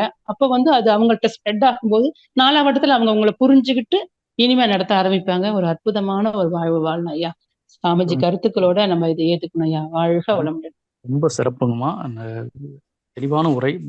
பட் அந்த இடத்துல ஒரு செகண்டாவது நம்ம மனசு அந்த செகண்டாவது அந்த வலி நம்மளுக்கு தாக்கம் வந்துருது இல்லம்மா, அந்த தாக்கத்தை உடம்பு பிரதிபலிக்குதுமா. அததான் நம்ம ஜீரணிக்க முடியல. சரி, நீங்க சொல்ற அளவுக்கு வார்த்தளவுல நம்ம அவங்கள மன்னிச்சுட்டுறோம், வாழ்த்திடுறோம், நல்லதே நடக்கணும்னு சொல்றோம், எல்லாம் இது பண்ணோம். பட் நம்மள தனிமைப்படுத்தி இருக்கிறப்ப அவங்க இப்படி சொல்லிட்டாங்களேன்ற அந்த வார்த்தைகளும் மற்ற விஷயங்கள் நம்மள உள்ளார்ந்து பாக்குறப்ப நம்மள அறியாமல ஒரு விஷயங்கள் ஏதாவது அதுதான் மன உளைச்சலுங்க. நீங்க சொல்றீங்கல்ல, இந்த மன உளைச்சலும் துன்பம் நம்மளோட தீய பதிவுகள் 2 விதமா போகணும். கண்டிப்பா நம்மளோட விட்டு உடல் துன்பமா போகணும், அது நோயா வரும். இல்ல உள்ளத்து துன்பத்தில் மனசுல ஒரு சிக்கல். சாமி சொல்றாங்களா நம்மளுக்கு வாழ்க்கையில வரக்கூடிய சிக்கல்கள் கூட நம்ம பாவத்தின் வெளிப்பாடுதான் அப்படின்னு சொல்றாங்களா. உடலில் நோய், உள்ளத்தில் உள்ள களங்கம், இது 2மே பாவத்தின் வெளிப்பாடு. ஒருத்தருக்கு எல்லா சொத்து சுகமும் இருக்குது, ஆரோக்கியமா கூட இருக்கிறான், ஆனா நிம்மதியா இல்லை அப்படின்னா அவன்கிட்ட பாவ பதிவுகள் இருக்கிறதால அவனால நிம்மதியா வாழ முடியல. ஒருத்தருக்கு எல்லாமே இருக்குது, நல்ல எல்லாமே இருக்குது, ஆனா உடல்ல அவ்வளவு நோய் இருக்குது அப்படின்னா உடல்ல நோய், உள்ளத்தில் களங்கம் 2ம் பாவத்தின் அறிகுறிகள். அப்படின்னா எவ்வளவு பாவம் நம்ம பண்ணலையா இந்த ஜென்மத்துல. நம்ம பிறந்த பிறகு எவ்வளவு பெருசா பண்ணிருக்க மாட்டோம், பண்ணியிருப்போம். ஆனா நம்ம பிறக்கும் போதே நம்மளுக்கு மூலம் யார்? தாய் தந்திரிகள். அதற்கு மூலம் தாத்தா பாட்டி. சோ இந்த ஜென்ரேஷனா தாண்டி தாண்டி தாண்டி பதிவுகள் வருது. அது ஊழ்வினைன்னு சொல்றோம் பாத்தீங்களா. அந்த ஊழ்வினைக்கு இன்ன வரைக்கும் எந்த ஒரு நீங்க முற்றும் துறந்த ஞானிய கூட அந்த ஊழ்வினை விட்டு வைக்கிறது இல்ல. ரமண மகரிஷியா இருக்கட்டும், ராமகிருஷ்ண பரமஹம்சரா இருக்கட்டும், எல்லாருக்குமே கூட ஞானம் பெற்ற பிறகு அந்த ஊழ்வினை துரத்தி அந்த உடல் எடுத்த பிறகு அந்த உடல் மூலமாக கழிச்சுட்டு தான் போகும், துன்பம் கொடுக்கத்தான் செய்யும். சாமி சொல்லுவாங்க, வினைப்பதிவாம் சுமையை விடுத்து தூய்மை பெறவே நினைவாய் உடல் எடுத்தேன், நிலமீது விழுந்த பின்னே எனை மறந்தேன், எந்தன் வினை மறந்தேன், இறைவா உனை மறந்தேன், ஆழ்நாளில் நீ உள்ளிருந்து எனை மீட்டாய். அவ்வளவுதாங்க. வந்தாச்சு, கர்ம விட்டோட வந்துட்டோம். நம்ம தூக்கி வந்த மூட்டையை மறந்துட்டோம், வினையை மறந்துட்டோம், இறைவனையும் மறந்துட்டோம். ஆனா சாமிஜிக்கு எப்படி உள்ள இருந்து இறைவன் மீட்டெடுத்து வந்த வேலைப்பா, அதை பாருப்பான்னு சொல்லி தூண்டுனுச்சோ, அதே மாதிரி நம்மளுக்கு குருபுரான் உள்ள வாழ்க்கையை கைப்பிடிச்சு அழைச்சிட்டு போறாரு. குருபுரான் கிடைச்சதே மிகப்பெரிய பாக்கியம். அது எத்தனை ஜென்மத்துல எந்த முன்னோர்கள் எவ்வளவு புண்ணியம் பண்ணாங்களோ தெரியாது. அந்த புண்ணியம் இந்த குருவோட ஒரு அனுகிரகம் கிடைக்கிறதுக்கு பல ஜென்மங்கள் பண்ண புண்ணிய பலன் கிடைச்சிருக்குது. சோ நம்மளோட பாவம் கழியறதுக்கு சுத்தி உள்ள சில மனிதர்களும் இருப்பாங்க. கண்டிப்பா அந்த மொமெண்ட் உங்களை காயப்படுத்தும். நீங்க பெருசா அவங்கள புரிஞ்சுக்கலையே அப்படிலாம் வருத்தப்படாதீங்க. நீங்க உங்களுக்கு உண்மையாக இருங்க. ஒரே வார்த்தை, உங்களுக்கு உண்மையா இருங்க. நீங்க மத்தவங்க அத்தனை பேருக்கு நீங்க உங்க உண்மையை மத்தவங்களுக்கு நிரூபிக்கணும்னு அவசியம் கூட இல்லைங்கய்யா. நான் சரி எனக்கு சரி உண்மையா இருக்கேன், என் குருவுக்கு நான் உண்மையா இருக்கேன், நான் எந்த பாவமும் செய்யல அப்படின்னா, இறைவா என்னை ஆட்கொண்டு என்னை வழிநடத்து, இந்த துன்பத்திலிருந்து மீண்டு வரக்கூடிய மனசக்தியை எனக்கு கூட இறைவா, தாங்குற மன உறுதியை கூட இறைவான்னு குருவிட்டே மறுபடியும் சரணடைஞ்சிருங்க. சரிங்கம்மா. கண்டிப்பா எல்லாமே கிடைக்கும். வாழ்க வளம். வாழ்க வளணுமா. மிக்க நன்றிங்கம்மா. அம்மா நன்றி. மிக்க நன்றிம்மா. நன்றிங்க ஐயா. வாழ்க வளமுடன். வாழ்க அடுத்த வளமுடன். அன்பராக ஷர்மிளா அம்மா அவர்களை அன்போடு அழைக்கிறோம். வாழ்க வளமுடன் அம்மா. வாழ்க வளமுடன் அம்மா. வாழ்க வளமுடன்ப்பா. அம்மா உங்களோட உரை இன்னைக்கு ரொம்ப சிறப்பா இருந்தது. ஒப்பிடுதல் அப்படின்னு நான் கேட்கும்போது நான் வந்து இதுல என்ன சொல்ல முடியும் அப்படின்னு நான் நினைச்சேன். ஆனா குழந்தைங்கள்ல இருந்து பெரியவங்க வரைக்கும் எப்படியெல்லாம் ஒப்பிடுதல் வருது, அதுல இருந்து எப்படியெல்லாம் நீங்க மாத்திக்கணும்னு சொல்லும்போது உண்மையிலேயே ரொம்ப வியப்பா இருந்தது. அம்மா எனக்கு 2 கேள்விகள் அம்மா. என்னுடைய பசங்க வந்து 2 பேர் ஆண் பிள்ளைகள் இருக்காங்க. பெரியவன் வந்து +2 படிக்கிறான், சின்னவன் வந்து 6th படிக்கிறான். இவங்க 2 பேர்கிட்டயுமே வந்து நல்ல திறமைகள் இருக்கும்மா. ஆனா இவங்க வந்து இவங்களுடைய லேசினஸ்னால இவங்க வந்து அவங்களுடைய எஃபர்ட்டை போடாததுனால அவங்களால படிச்சு நல்லா எடுப்பாங்க. ஒரு 80% மார்க் எடுக்கிறாங்கன்னு வச்சுக்கோங்கம்மா. ஆனா அவங்களால அதுக்கு மேலேயும் எடுக்க முடியாது. நான் வந்து நீ 100% மார்க் எடு நான் சொல்லல. உன் திறமைய நீ சரியா பயன்படுத்து, உனக்கு நல்ல ரிசல்ட் வரும்னு சொல்றேன். ஆனா இந்த கேம் விளையாடுறது, இந்த யூடியூப்ல போய் இந்த ஷார்ட்ஸ் எல்லாம் பாக்குறது, இதுல எல்லாம் ரொம்ப டைம் வேஸ்ட் பண்றாங்க. எனக்கு ரொம்ப கோவம் வந்துருது. இதுல எல்லாம் டைம் வேஸ்ட் பண்ணாதீங்கன்னு சொன்னா அவங்க கேட்டுக்க மாட்டேங்கிறாங்க. இத நான் வந்து ஒப்பிடுதல்னு சொல்றதோட பாரு, உன் ஃப்ரெண்டு இந்த டைம்ல வந்து அவன் படிச்சுட்டு இருக்கான். ஆனா நீ வந்து இந்த மாதிரி டைம் வேஸ்ட் பண்றியே, நீயும் படிச்சினா நீயும் நாளைக்கு நல்லா மார்க் எடுக்கலாம், நாளைக்கு நீயும் வந்து போர்டு எக்ஸாம்லாம் எழுத போற, கொஞ்சம் சீரியஸா இருங்க அப்படின்னு சொல்லி நான் சொல்லும் போது அது 2 பேருமே கேட்க மாட்டேங்கிறாங்க. ஏனோ தானோன்னு இருக்காங்க. ஆனா எப்படியோ படிச்சிடுறாங்க. பட் அவங்க சரியா இது பண்றது இல்லம்மா. அது எனக்கு புரிய மாட்டேங்குது. அவங்களை எப்படி கொண்டு வர்றதுன்னு சொல்லிட்டு எனக்கு தெரியல. ஏன்னா கோவப்பட்டா அவங்களும் ரொம்ப டென்ஷன் ஆகி அதை விட இன்னும் அதிகமா பண்ண ஆரம்பிச்சிடுறாங்க. அதனால நான் அவங்கள வாழ்த்துறேன். ஆனா வந்து இது எப்படி நான் ஹேண்டில் பண்றதுன்னு எனக்கு கொஞ்சம் சொல்லுங்க. அம்மா 2வது கேள்வி வந்துமா, நான் வந்து இப்பதான் எனக்கு பிரம்மஞான கிளாஸ் ஸ்டார்ட் ஆயிருக்கு. நான் வந்து 3 தவம் வரைக்கும் எனக்கு எடுத்திருக்காங்க. முதல்ல இந்த ஆக்கினை, சாந்தி, துரியம்லாம் எடுக்கும்போது என்னால அந்த முதல் முறை அவங்க சொல்லி கொடுக்கும்போது என்னால நல்லா உணர முடிஞ்சதுங்கம்மா. நான் டெய்லி காலையில எழுந்து நல்ல உடற்பயிற்சி, காயகல்பம், தவம் எல்லாம் நான் பண்றேன். ஆனா எனக்கு அந்த உணர்வு இப்ப என்னால வர மாட்டேங்குது. நான் உட்கார்ந்து பாக்குறேன்.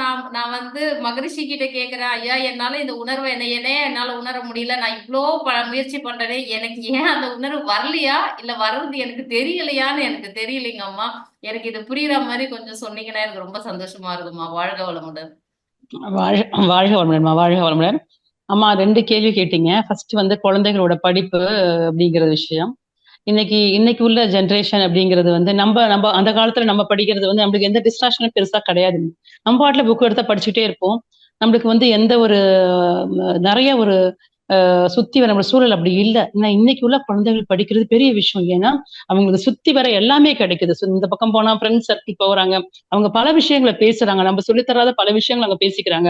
அது போக கையிலேயே ஒண்ணு வந்துருச்சுங்க, அது பல விஷயங்கள் அவங்களுக்கு தெரிஞ்சோ தெரியாம எல்லாமே சொல்லி கொடுக்குது. இந்த கேம் ஒண்ணு வந்துருச்சு அவங்களுக்கு.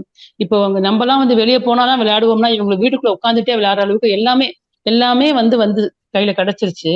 சோ அதனால அதன் மேல ஈர்ப்பு அவங்களுக்கு இருக்கும்போது படிப்பில் நாட்டம் குறையத்தான் செய்யும். நீங்க ஒரு தாயா நீங்க ஆசைப்படுறீங்க, என்னோட பையன் 80% எடுக்கிறான், அவனுக்கு வந்து 90% வாங்குற அறிவு ஆற்றல் இருக்குது அப்படிங்கிறது என்னால உணர முடியுது. பட் அவன் 80% தான் வாங்குறாங்கிறது தான் உண்மையான விஷயம். இப்ப இந்த உண்மையான விஷயத்துக்கு இந்த 10% எக்ஸ்ட்ரா நீங்க எதிர்பார்க்கறீங்க அப்படின்னா, இந்த 10%க்கு அவன் சைட்ல எஃபர்ட் போடணும்.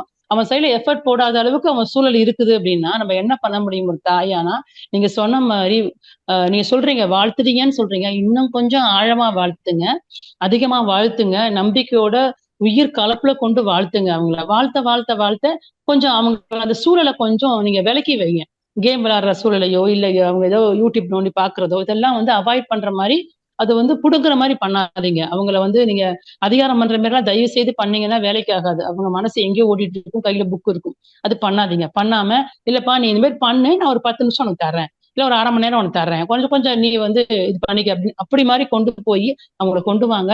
இது வந்து அன்பான போக்குல அவங்கள கொண்டு போறது. 2வது விஷயம் வாழ்த்துறது. அதிகமா வாழ்த்துங்க. எக்ஸாம் நெருங்குது வேற.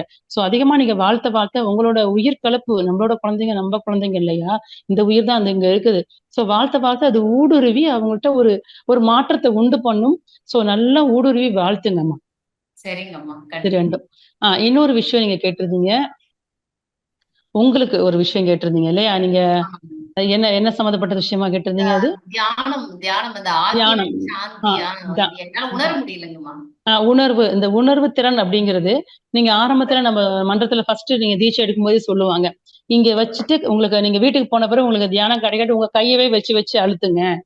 சாமி சொல்லுவாங்க, நெற்றியில் உச்சியில் நினைவாய் இருன்னு சொல்லுவாங்க. எப்பயுமே இங்க எண்ணத்தை நீங்க இங்க போக்கஸ் வச்சுக்கோங்க. வீட்டுல காய் கட் பண்ணும் போதும், இல்ல நீங்க ஏதோ ஒரு வேலை செய்யும் போதும் அடிக்கடி இருக்கா இல்லையாங்கிற மாதிரி அந்த உணர்வை அடிக்கடி உத்து பார்க்க ஆரம்பிச்சீங்கன்னா அந்த உணர்வு திறனை நீங்க கூட்டி விடலாம். இது சாமிஜி ஒரு டெக்னிக்காவே இந்த புக்ல போட்டிருப்பாங்க. நீங்க சாந்தி தவம் எடுக்க போது கூட சொல்லுவாங்க, சாந்தியை நீங்க எப்பயுமே 3 வேளை சாப்பாட்ட பிறகு 3 நிமிஷம் சாப்பாட்ட பிறகு உத்து அங்க மூலாதாரத்துல வச்சு பாத்தீங்கன்னா அந்த உணர்வு திறன் கூடும் அப்படின்னு. அதே மாதிரிதான் நம்ம எந்த தீட்சை வாங்கினீங்க, இப்ப நீங்க எதை செய்ய விரும்புறீங்களோ, இப்ப ஆக்குன அது அப்படிங்கிறத நீங்க நல்லா அடிக்கடி நினைச்சு உரி ஏத்துங்க. அடிக்கடி நினைக்கும் போது சக்தி அங்க குவியும் போது அங்க உரி ஏறப்படும். உரி ஏத்திட்டோம்னா தவம் பண்ண உட்கார்ந்த உடனே ஆட்டோமேட்டிக்கா அங்க ஒரு அழுத்தம் தெரிஞ்சிடும். அதையும் தெரியல அப்படின்னா கைய வச்சு நீங்க உங்களுக்கு அழுத்தம் கொடுங்க. அதுவும் வரேன்னா குருபரான சூக்குவமா நினைச்சு சராகத்துல நின்னுங்க. குருவே எனக்கு நீங்க கொடுத்துட்டு இருக்கீங்க, நான் நம்புறேன் அப்படின்னு. கிடைக்கலன்னு சொல்றதை விட்டுட்டு எனக்கு நான் உணர்ந்துட்டு இருக்கேன், எது நம்ம விரும்புறோமோ அது கிடைக்கிற மாதிரி பாவனையோட நம்ம கொண்டு போகணும். சோ கிடைக்குது, எனக்கு ஏதோ தெரியுதுன்னு சொல்லி உத்து பாருங்க. சாமி சொல்லுவாங்க, 3ஆம் பிற சந்திரன் இருக்குது. அத வந்து முதல்ல பாக்குறவங்களுக்கு தெரியாது. அத முதல்ல பார்த்தவங்க பக்கத்துல உள்ளவங்க பாருங்க, அவங்களுக்கு சுத்தமா தெரியாது. அது மாதிரி உத்து பாருன்னு சொல்லுவாங்க. அதே மாதிரி நம்மளோட எந்த ஒரு மையத்துல நம்ம போக்கஸ் பண்ணும்போது உத்து பார்க்கும்போது அதுல நல்ல ஒரு அழுத்தம் நல்லா தெரியும். சோ அத கொஞ்சம் பிடிக்கிறதுக்கு முயற்சி பண்ணுங்க. கண்டிப்பா உங்க முயற்சி தான். இனி கிடைக்கலங்கிறத விட்டுருங்க. எனக்கு தெரியுதுன்னு பாசிட்டிவா நினைங்க. எது உங்களுக்கு வேணுமோ அது கிடைச்ச மாதிரியும் கிடைக்கிற மாதிரியும் பாவனையோட கவனிங்க. கண்டிப்பா தெரியும். நன்றிம்மா. வாழ்க வளமுடன்மா. வாழ்க வளமுடன். நன்றி அம்மா. வாழ்க வளமுடன். வாழ்க வளமுடன். நன்றி. அடுத்த அன்பராக பூங்கோவை அம்மா அவர்களை அன்போடு அழைக்கிறோம். வாழ்க வளமுடன் அம்மா. அம்மா நீங்க மைக்க ஒரு வாட்டி டச் பண்ணிட்டு நீங்க அம்மா கிட்ட பேசலாமா? அடுத்த அன்பராக ஜெயலட்சுமி அம்மா அவர்களை அன்போடு அழைக்கிறோம். வாழ்க வளமுடன்மா. ஜெயலட்சுமி அம்மா மைக்க டச் பண்ணிட்டு அம்மா கிட்ட பேசுங்கம்மா. அம்மா வணக்கம் அம்மா. வாழ்க வளமுடன். வாழ்க வளமுடன்மா. வாழ்க வளமுடன். அம்மா எனக்கு வந்து ஒரு சந்தேகம் என்னன்னா, இப்ப வந்து நம்ம சாதாரணமா ஒப்பிட்டாலுமே அது ஒரு தப்பு தானா? இப்ப எனக்கு வந்து டியூஷன் எடுக்கிறேம்மா. 4வது படிக்கிற பசங்க பொண்ணு வந்து நல்லா அழகா வாய்ப்பாடு இருந்தாலும் கூட்டல் கழித்தல் இதெல்லாம் வந்து ரொம்ப நல்லா பண்ணுவா. இதுவே 7வது படிக்கிறது 8வது படிக்கிற பசங்க செய்யவே செய்யாதுங்க. ரொம்ப என்னை வந்து சின்ன சின்ன தப்பு மாதிரி பண்ணேன்னு கொஞ்சம் கோவம் வர மாதிரி கூட இருக்கும். அப்ப கூட நான் வந்து அவங்க எதிர்க்க திட்டிட மாட்டேன், அந்த பொண்ணோட ஒப்பிட்டு பேச மாட்டேன். தனியா வந்து அந்த பொண்ணு என்ன நினைப்பா, அவளும் பக்கத்துல இருக்கா, அவ வந்து 4வது படிக்கும்போது நம்மளுக்கு போடுறோம், இந்த அக்கா பாரு 8வது படிக்கிறாங்க 9வது படிக்கிறாங்க, இன்னும் அவங்களுக்கு போடவே தெரியல அப்படின்ற மாதிரி தோணும்ல. நீ வந்து முயற்சி எடு அப்படின்னு தனியா இருக்கும்போதுதான் கூப்பிடுறேன். ஆனா ஒப்பிட்டு தான்மா சொல்ல வேண்டியிருக்கு. ஏன்னா 10 வாட்டியாவது ஒரு நாளைக்கு சொல்ல வேண்டியிருக்கு. அப்பதான் கொஞ்சமாவது சாமிஜி சொல்லுவாங்க இல்லையா, பொய் கோபம் காட்டியாவது நம்ம வந்து நம்ம வேலையை முடிச்சுக்கணும் அப்படின்ற மாதிரி கொஞ்சம் கோபம் காட்டும் போது காட்ட வேண்டியதா இருக்கு. ஆனா ஒப்பிட்டு தான்மா பேச வேண்டியிருக்கு. அதுவும் மகரிஷி கிட்ட காலையில ஏந்துக்கும் போதே இந்த பிள்ளைங்க படிப்புக்கு என்னால முடிஞ்ச அளவுக்கு நீங்க எனக்கு ஊக்குவிங்க அப்படின்னு வழி நடத்தி சொல்லுங்கன்னு தான் சொல்லிட்டு தான் ஆரம்பிக்கிறேன். ஆனாலும் கொஞ்சம் கடிஞ்சு பேசுறது கோபமா பேசுறது எனக்கு வருத்தமா தான்மா இருக்கு. என்னம்மா பண்ணலாம்? வாழ்க வளமுடன்மா. நீங்க ஒரு டீச்சர், நானும் ஒரு டீச்சர் தான். எனக்கு புரியுது நீங்க சொல்றதோட, எனக்கு கான்செப்ட் புரியுது. நீங்க சொன்னீங்க இல்லையா, 4வது படிக்கிற புள்ள நல்லா வாய்ப்பாடு படிச்சிருக்குது அப்படின்னா, ஒரு புள்ள ஒரு அறிவு ஜீவியா இருக்குதுன்னா அதுக்கு ஏதோ அந்த புள்ள மட்டும் காரணம் கிடையாது. பேசிக்கலா அவங்க ஜீன்லயும் சில விஷயம் இருக்குதுமா. அந்த ஜீன் மிகப்பெரிய ரோல் எடுக்கும். சோ அவங்க அந்த பிள்ளையோட வாழ்க்கையில அதை மட்டும் இல்லை, அந்த ஜீன் வந்த பிறகு அது எப்படி சுத்தி உள்ள பேரண்ட்ஸ் மோல்டு பண்றாங்கிற விஷயம் இருக்கும். அதை சுத்தி என்வரான்மெண்ட்ல எப்படி சூழல் அமையுதுங்கிறது முக்கியம். இது எல்லாமே தான் ஒரு பிள்ளையோட வாழ்க்கையை ஜெயிக்கிறதுக்கு முக்கியமா இருக்கும். சோ 4ஆம் படிக்கிற பிள்ளை நல்லா பணப்பாடம் பண்றதுக்கு அதெல்லாமே காரணங்கள் நல்லா அமைஞ்சிட்டது அமைப்பு. இங்க பாத்தீங்க 7ஆம் படிக்கிற பிள்ளை ஒழுங்கா வாய்ப்பாடு கூட தெரியல அப்படின்னா கண்டிப்பா அந்த 3ல ஏதோ ஒண்ணோ இல்ல 3மே கூட அந்த பிள்ளையோட வாழ்க்கையில ஃபெயிலா இருந்திருக்கும். நல்ல காரணங்கள் அமைஞ்சிருக்காது. புரியுதுங்களா? சோ நீங்க இதுதான் காரணம். இதனால நம்ம ஒப்பிடுறது தப்பா அப்படின்னு கேட்கறதுல நம்ம சின்ன வயசுல எல்லாம் எனக்கெல்லாம் சொல்லி கொடுத்து எங்க அம்மா எல்லாம் வளர்க்கும்போது என்ன சொல்லுவாங்க அப்படின்னா, நீ உன்னை விட உயர்ந்தவங்களை ஒப்பிடணும். எப்படி ஒப்பிடணும்னா, நீ பணக்காரனை பார்த்து நம்ம ஏழையா இருக்குன்னு நினைக்க கூடாது. பட் உன்னை விட அறிவுல உயர்ந்தவங்களை பார்த்து நம்ம அதை அடையணும்னு ஆசைப்படணும் அப்படிம்பாங்க. இது ஒரு நல்ல ஒரு ஒப்பீடு தான். நம்மளுக்கு ஒரு உந்து சக்தியா இருக்கும். நம்மளும் அது மாதிரி போகணும் அப்படிங்கிற உந்து சக்தி கொடுக்கும். சோ நீங்க அந்த பிள்ளைய காமிக்கும் போது, பாப்பா நீ பாருப்பா சின்ன பிள்ளை படிக்குது, நீ அதை மாதிரி படிக்காத, உனக்கு தெரியும் நீ நல்லா படிக்க முடியும்னு, நீ உன்னோட ஆற்றல அந்த மாதிரி உன்னாலே வளர முடியும் நம்பிக்கை மட்டும் கொடுங்க. அடிக்கடி ஒப்பிட்டு மட்டும் பாத்தீங்கன்னா அந்த பெரிய பிள்ளை சின்ன பிள்ளை மேல ஒரு காழ்ப்புணர்ச்சி வந்துடும், ஒரு பொறாமை வந்துடும். சோ அதனால அப்படி ஒப்பிடாம இந்த பிள்ளை தட்டி கொடுத்து கொண்டு போங்க. நல்ல ஒரு டீச்சருங்கிறது மிகப்பெரிய ஒரு வரம். அந்த ஒரு வாழ்க்கையை நீங்க வாழ்றீங்க. உங்களோட சொன்ன மாதிரி நீங்க சாமி சொல்ற பொய் கோபமும் கண்டிப்பா தேவைதான். குழந்தைகளை வளர்ப்புல கண்டிப்பு பொய் கோபமும் தேவைதான். ஆனா அவங்க காயப்படுத்தாத அளவு அவங்கள கொண்டு போற பொறுப்பு டீச்சருக்கு இருக்குது. சோ அந்த ஒரு பொறுப்போட நீங்க அவங்களை கையாளுங்க. கண்டிப்பா மாற்றம் வரும். அவங்களோட அன்பா கொண்டு போங்க. அன்பான டீச்சரா இருங்க. உங்க அன்போட வார்த்தைகளுக்கு நிறைய ஒரு வீரியம் இருக்கும். நீங்க அடிச்சு சொன்னா கூட அவங்களுக்கு வலிக்கும். நீங்க அன்பா பேசும்போது வீரியம் மிக்க வார்த்தைகளா இருக்கும். அதை செயல்படுத்துங்க. சிறப்பா வருவாங்க எல்லாருமே. வாழ்க வளமுடன்மா. நன்றிம்மா. அம்மா நன்றி அம்மா. வாழ்க வளமுடன். நன்றி அம்மா. வாழ்க வளமுடன். அடுத்த அன்பராக சபரீஷ் சுந்தரவடிவேல் ஐயா அவர்கள். வாழ்க வளமுடன் ஐயா. அம்மா நன்றிம்மா. வாழ்க வளமுடன் அம்மா. அம்மா வணக்கம் அம்மா. வணக்கம்ப்பா. வணக்கம். ரொம்ப சிறப்பா இருந்ததும்மா. ரொம்ப பயனுள்ளதா இருந்தது. ரொம்ப நன்றி. எனக்கு ஒரு கேள்வி என்னன்னாமா, அதாவது நீங்க சொன்னீங்க நமக்கு தேவையானது அந்த இறைநிலையை அமைத்து கொடுக்கும், இல்ல நம்ம அட்ராக்ட் பண்ணலாம், அதாவது நம்ம போய் தேடணுங்கிறது. நான் எப்பவுமே யோசிக்கிறது உண்டு. அதாவது சில பேர் ரொம்ப நம்ம தேடி அழைப்பவர்களுக்கு கிடைப்பதில்லை, தானாக வருவதை சில பேர் ஏற்கிறதும் இல்லை. அவங்களுக்கு அவங்க கிட்ட எல்லாமே அவங்க வசதி புகழ் அவங்களுக்கு நல்லாவே பெரிய லெவல்ல வருதுமா. இப்போ என்னோட இதுல கேள்வி என்னன்னா, இப்போ நம்ம ஒரு விஷயத்துக்காக தேடுறதுதான் நல்லதா, இல்ல நம்ம திறமைகளை வளர்த்துக்கொண்டே இருந்தா அந்த வாய்ப்பு வருங்கிறது, அதுதான் அது வெயிட் பண்றதான்னு ஒரு கேள்வி எனக்கு. தம்பி வாழ்க வளமுடன்ப்பா. நீங்க திறமைகளை வளர்த்துக்குங்க. கண்டிப்பா முதல்ல நம்ம ஏதோ ஒரு விஷயத்துல நம்ம ஷைன் பண்ண விரும்புறோம். ஒரு மேனேஜரா இருக்க விரும்புறோம், இல்ல ஏதோ ஒரு பிசினஸ் பண்ணி பெரிய பிசினஸ் தொழிலதிபரா வாழ விரும்புறோம்னா, எதை நம்ம வாழ விரும்புறோமோ அதுக்கு உண்டான தகுதிகள் என்கிட்ட இருக்குதா அப்படிங்கறத முதல்ல பாத்துக்கணும். சோ அதுக்கு உண்டான தகுதிகள்ல பேசிக் குவாலிட்டிஸ் என்னென்ன இருக்குது, இதை வச்சு இந்த பிசினஸ் எனக்கு சூட் ஆகுமா, இல்ல இந்த மேனேஜருக்கு நான் போகணும்னா இந்த குவாலிட்டிஸை நான் டெவலப் பண்றதுக்கு நான் என்னென்ன பண்ணணும், என்னோட திறமைய இம்ப்ரூவ் பண்ணணும். ஸோ டே டு டே நீங்க அப்டேட் ஆகிறதுக்கு நிறைய விஷயங்களை கலெக்ட் பண்ணி வச்சுக்கோங்க. இதுக்கு ஆனா உழைப்பு முழு முயற்சியா பண்ணுங்க. நீங்க தயார் நிலையில் நீங்க இருந்தீங்கன்னா ஆன்மீகம் கூட, நம்மளுக்கு கிடைக்க வேண்டிய ஞானம் கூட மறுப்பதற்கு இல்லை. தயார் நிலையில் உள்ள சீடனையத்தான் குரு நோக்கி வர்றாரு. நம்மகிட்ட ஏதோ ஒரு தயார் தன்மை இருக்கிறதாலதான் எல்லாருக்கும் குருமார் நெருங்குவதில்லை.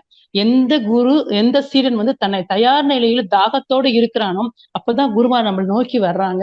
இவன் தகுதியுடையவன், இவனுக்கு அதை கொடுக்கணும், ஞானம் கிடைக்கணும், இவனுக்கு இவனை சீடனா நான் ஏத்துக்கிறேன்னு குருவோட அருகாம வர்றதுக்கு சீடனோட தயார் தன்மையும் ஒரு தகுதியும் தான் காரணமா இருக்குதுன்னா, நம்ம வாழ்க்கையில பெறக்கூடிய எல்லா விஷயங்களுக்குமே இந்த தயார் தன்மையும் தகுதியும் மிக மிக முக்கியம். தன்னை தயார்படுத்திக்கிட்டு தன்னோட தகுதியை மேம்படுத்தி வச்சிட்டு இருக்கீங்க. எதை நீங்க ஆசைப்படுறீங்களோ, அதை உங்களோட இலக்கு எதுவா இருந்தாலும் இந்த மத்த சக்தி எல்லாம் உங்களை உந்தி அதை நோக்கி அழகாக அழைச்சிட்டு போயிடும். நீங்க நகர வேணா, அதுவே அழைச்சிட்டு போயிடும். கண்டிப்பாக உங்க வாய்ப்பு உங்களை வாசலை தட்டும். ஆனா வாய்ப்பு வரும்போது தயவு செய்து இந்த நாள் எனக்கு உகந்தது அல்ல, இந்த டாபிக் நான் பேச மாட்டேன் அப்படிங்கிற எந்த ஒரு மறுத்தலும் இல்லாம வாய்ப்பை சிக்கென்று பிடிச்சு பயன்படுத்திக்க ரெடியா இருங்க. வாய்ப்பு தட்டும் போது பயன்படுத்திக்கிட்டீங்கன்னா உங்க வாழ்க்கை அதை நோக்கி அழகா அழைச்சிட்டு போயிடும். சோ தன்னை தயார்படுத்தி கொண்டு தகுதிப்படுத்தி கொண்டு உங்க வாய்ப்புக்கு காத்திருக்கிறத விட அது உங்களை நோக்கி வரும், கண்டிப்பா வரும். குருபுரான் அமைச்சு கொடுப்பாரு. உயர்ந்த இடத்துல நீங்க வாழ்வாங்கு வாழ்வதற்கு இறையருளும் குருவருளும் எப்போதுமே நிறைஞ்சு நின்று வழி நடத்தட்டும் தம்பி. வாழ்க வளம், வாழ்க வளம். நன்றி அம்மா, வாழ்க வளமுடன். அடுத்த அன்பராக ரமா அம்மா அவர்களை அழைக்கிறோம். வாழ்க வளமுடன்மா. வாழ்க வளமுடன், வாழ்க வளமுடன். அம்மா உங்களோட ரொம்ப ரொம்ப ரொம்ப சிறப்பா இருந்ததுமா, வாழ்த்துக்கள். ஆமா, ஒரு நிகழ்வு பழைய நிகழ்வு நடந்துருது, ஆனா மனசு வந்து அதை சுத்தியே ஓடிட்டே இருக்கு, அதையே நினைச்சு டிப்ரெஷன் ஆயிட்டு இருக்குமா. அதாவது இப்ப நீங்க சொல்றீங்க வாழ்த்துன்னு சொல்றோம், வாழ்த்து பண்றோம், செய்யறோம், நினைச்சுக்கிறோம், இருந்தாலும் வந்து ஒரே கேட்க சொல்ல ரொம்ப சிறப்பா இருக்கு. ஒரு 1 hour 2 hour ஆனா திரும்ப மனசு வந்து அந்த ஒரிக்கு அங்கேயே போயிட்டு இருக்கு. என்ன மாதிரிங்க? என்ன மாதிரி? நமக்கு என்ன மாதிரி? டிப்ரெஷனுக்கு போயிடுது. அதாவது இது இப்படி நம்ம இப்படி நினைக்கிறோம், இப்படி நடக்க மாட்டேங்குது. அந்த பழைய நடந்தது நம்மளுக்கு தெரியுது, எல்லா வசதி வாய்ப்பு இருந்து, இருந்தாலும் வந்து நீங்க ஒப்பிட்டு சொல்றது மாதிரியும் ஒரு நிகழ்வு நடக்குது. பிளஸ் வந்து எல்லாத்துக்கும் ஒரே வாய்ப்பு இருந்தாலும் நம்மளுக்கு முடியாது அப்படி இந்த மாதிரி நடக்குது.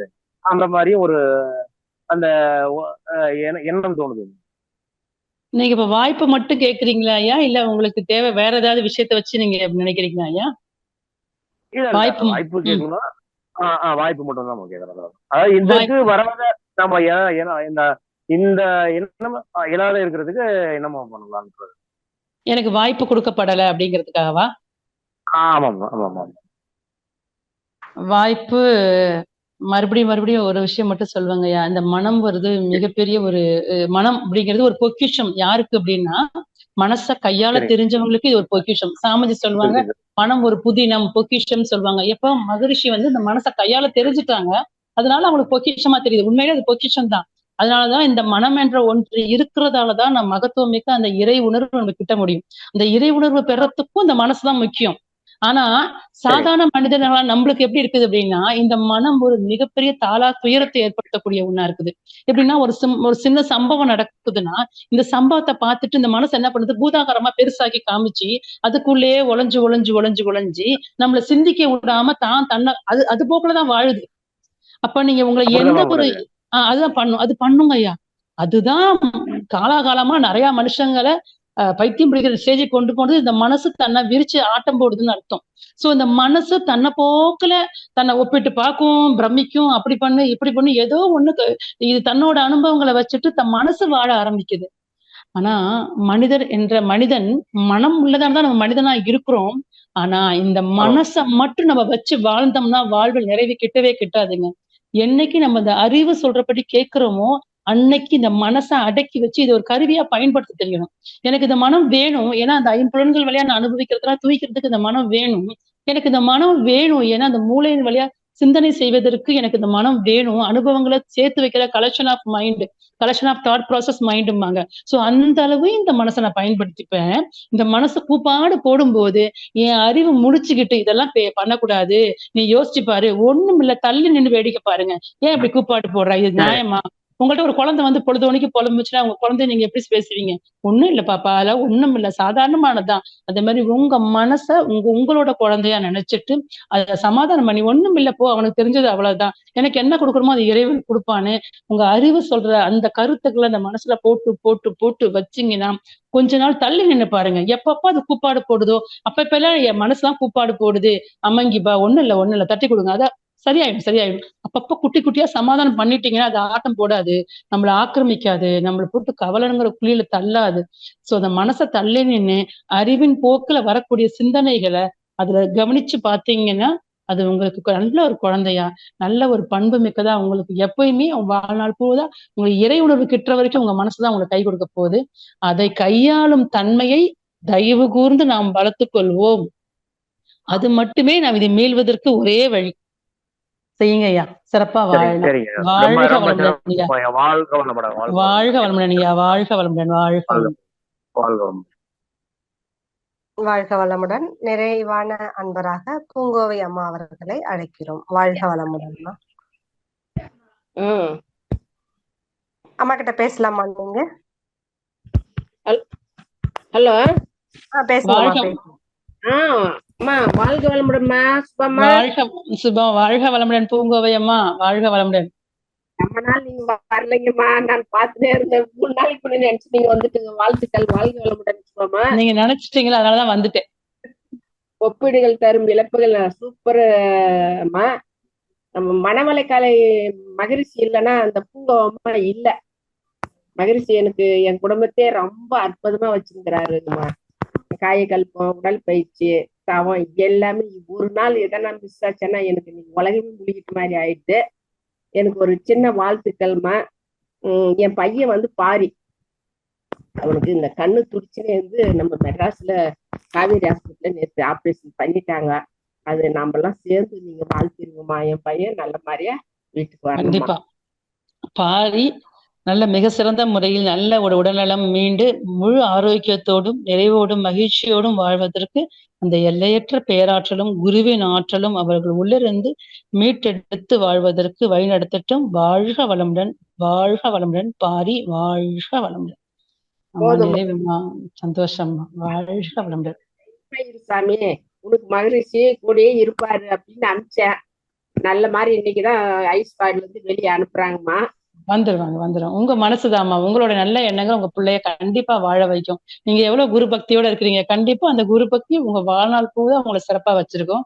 சோ நிறைவா இருங்க, சந்தோஷமா இருங்க.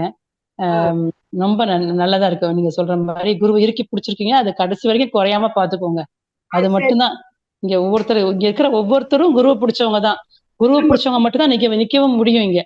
சோ நம்ம எல்லாரும் குருவாலதான் இங்க இணைஞ்சிருக்கிறோம்.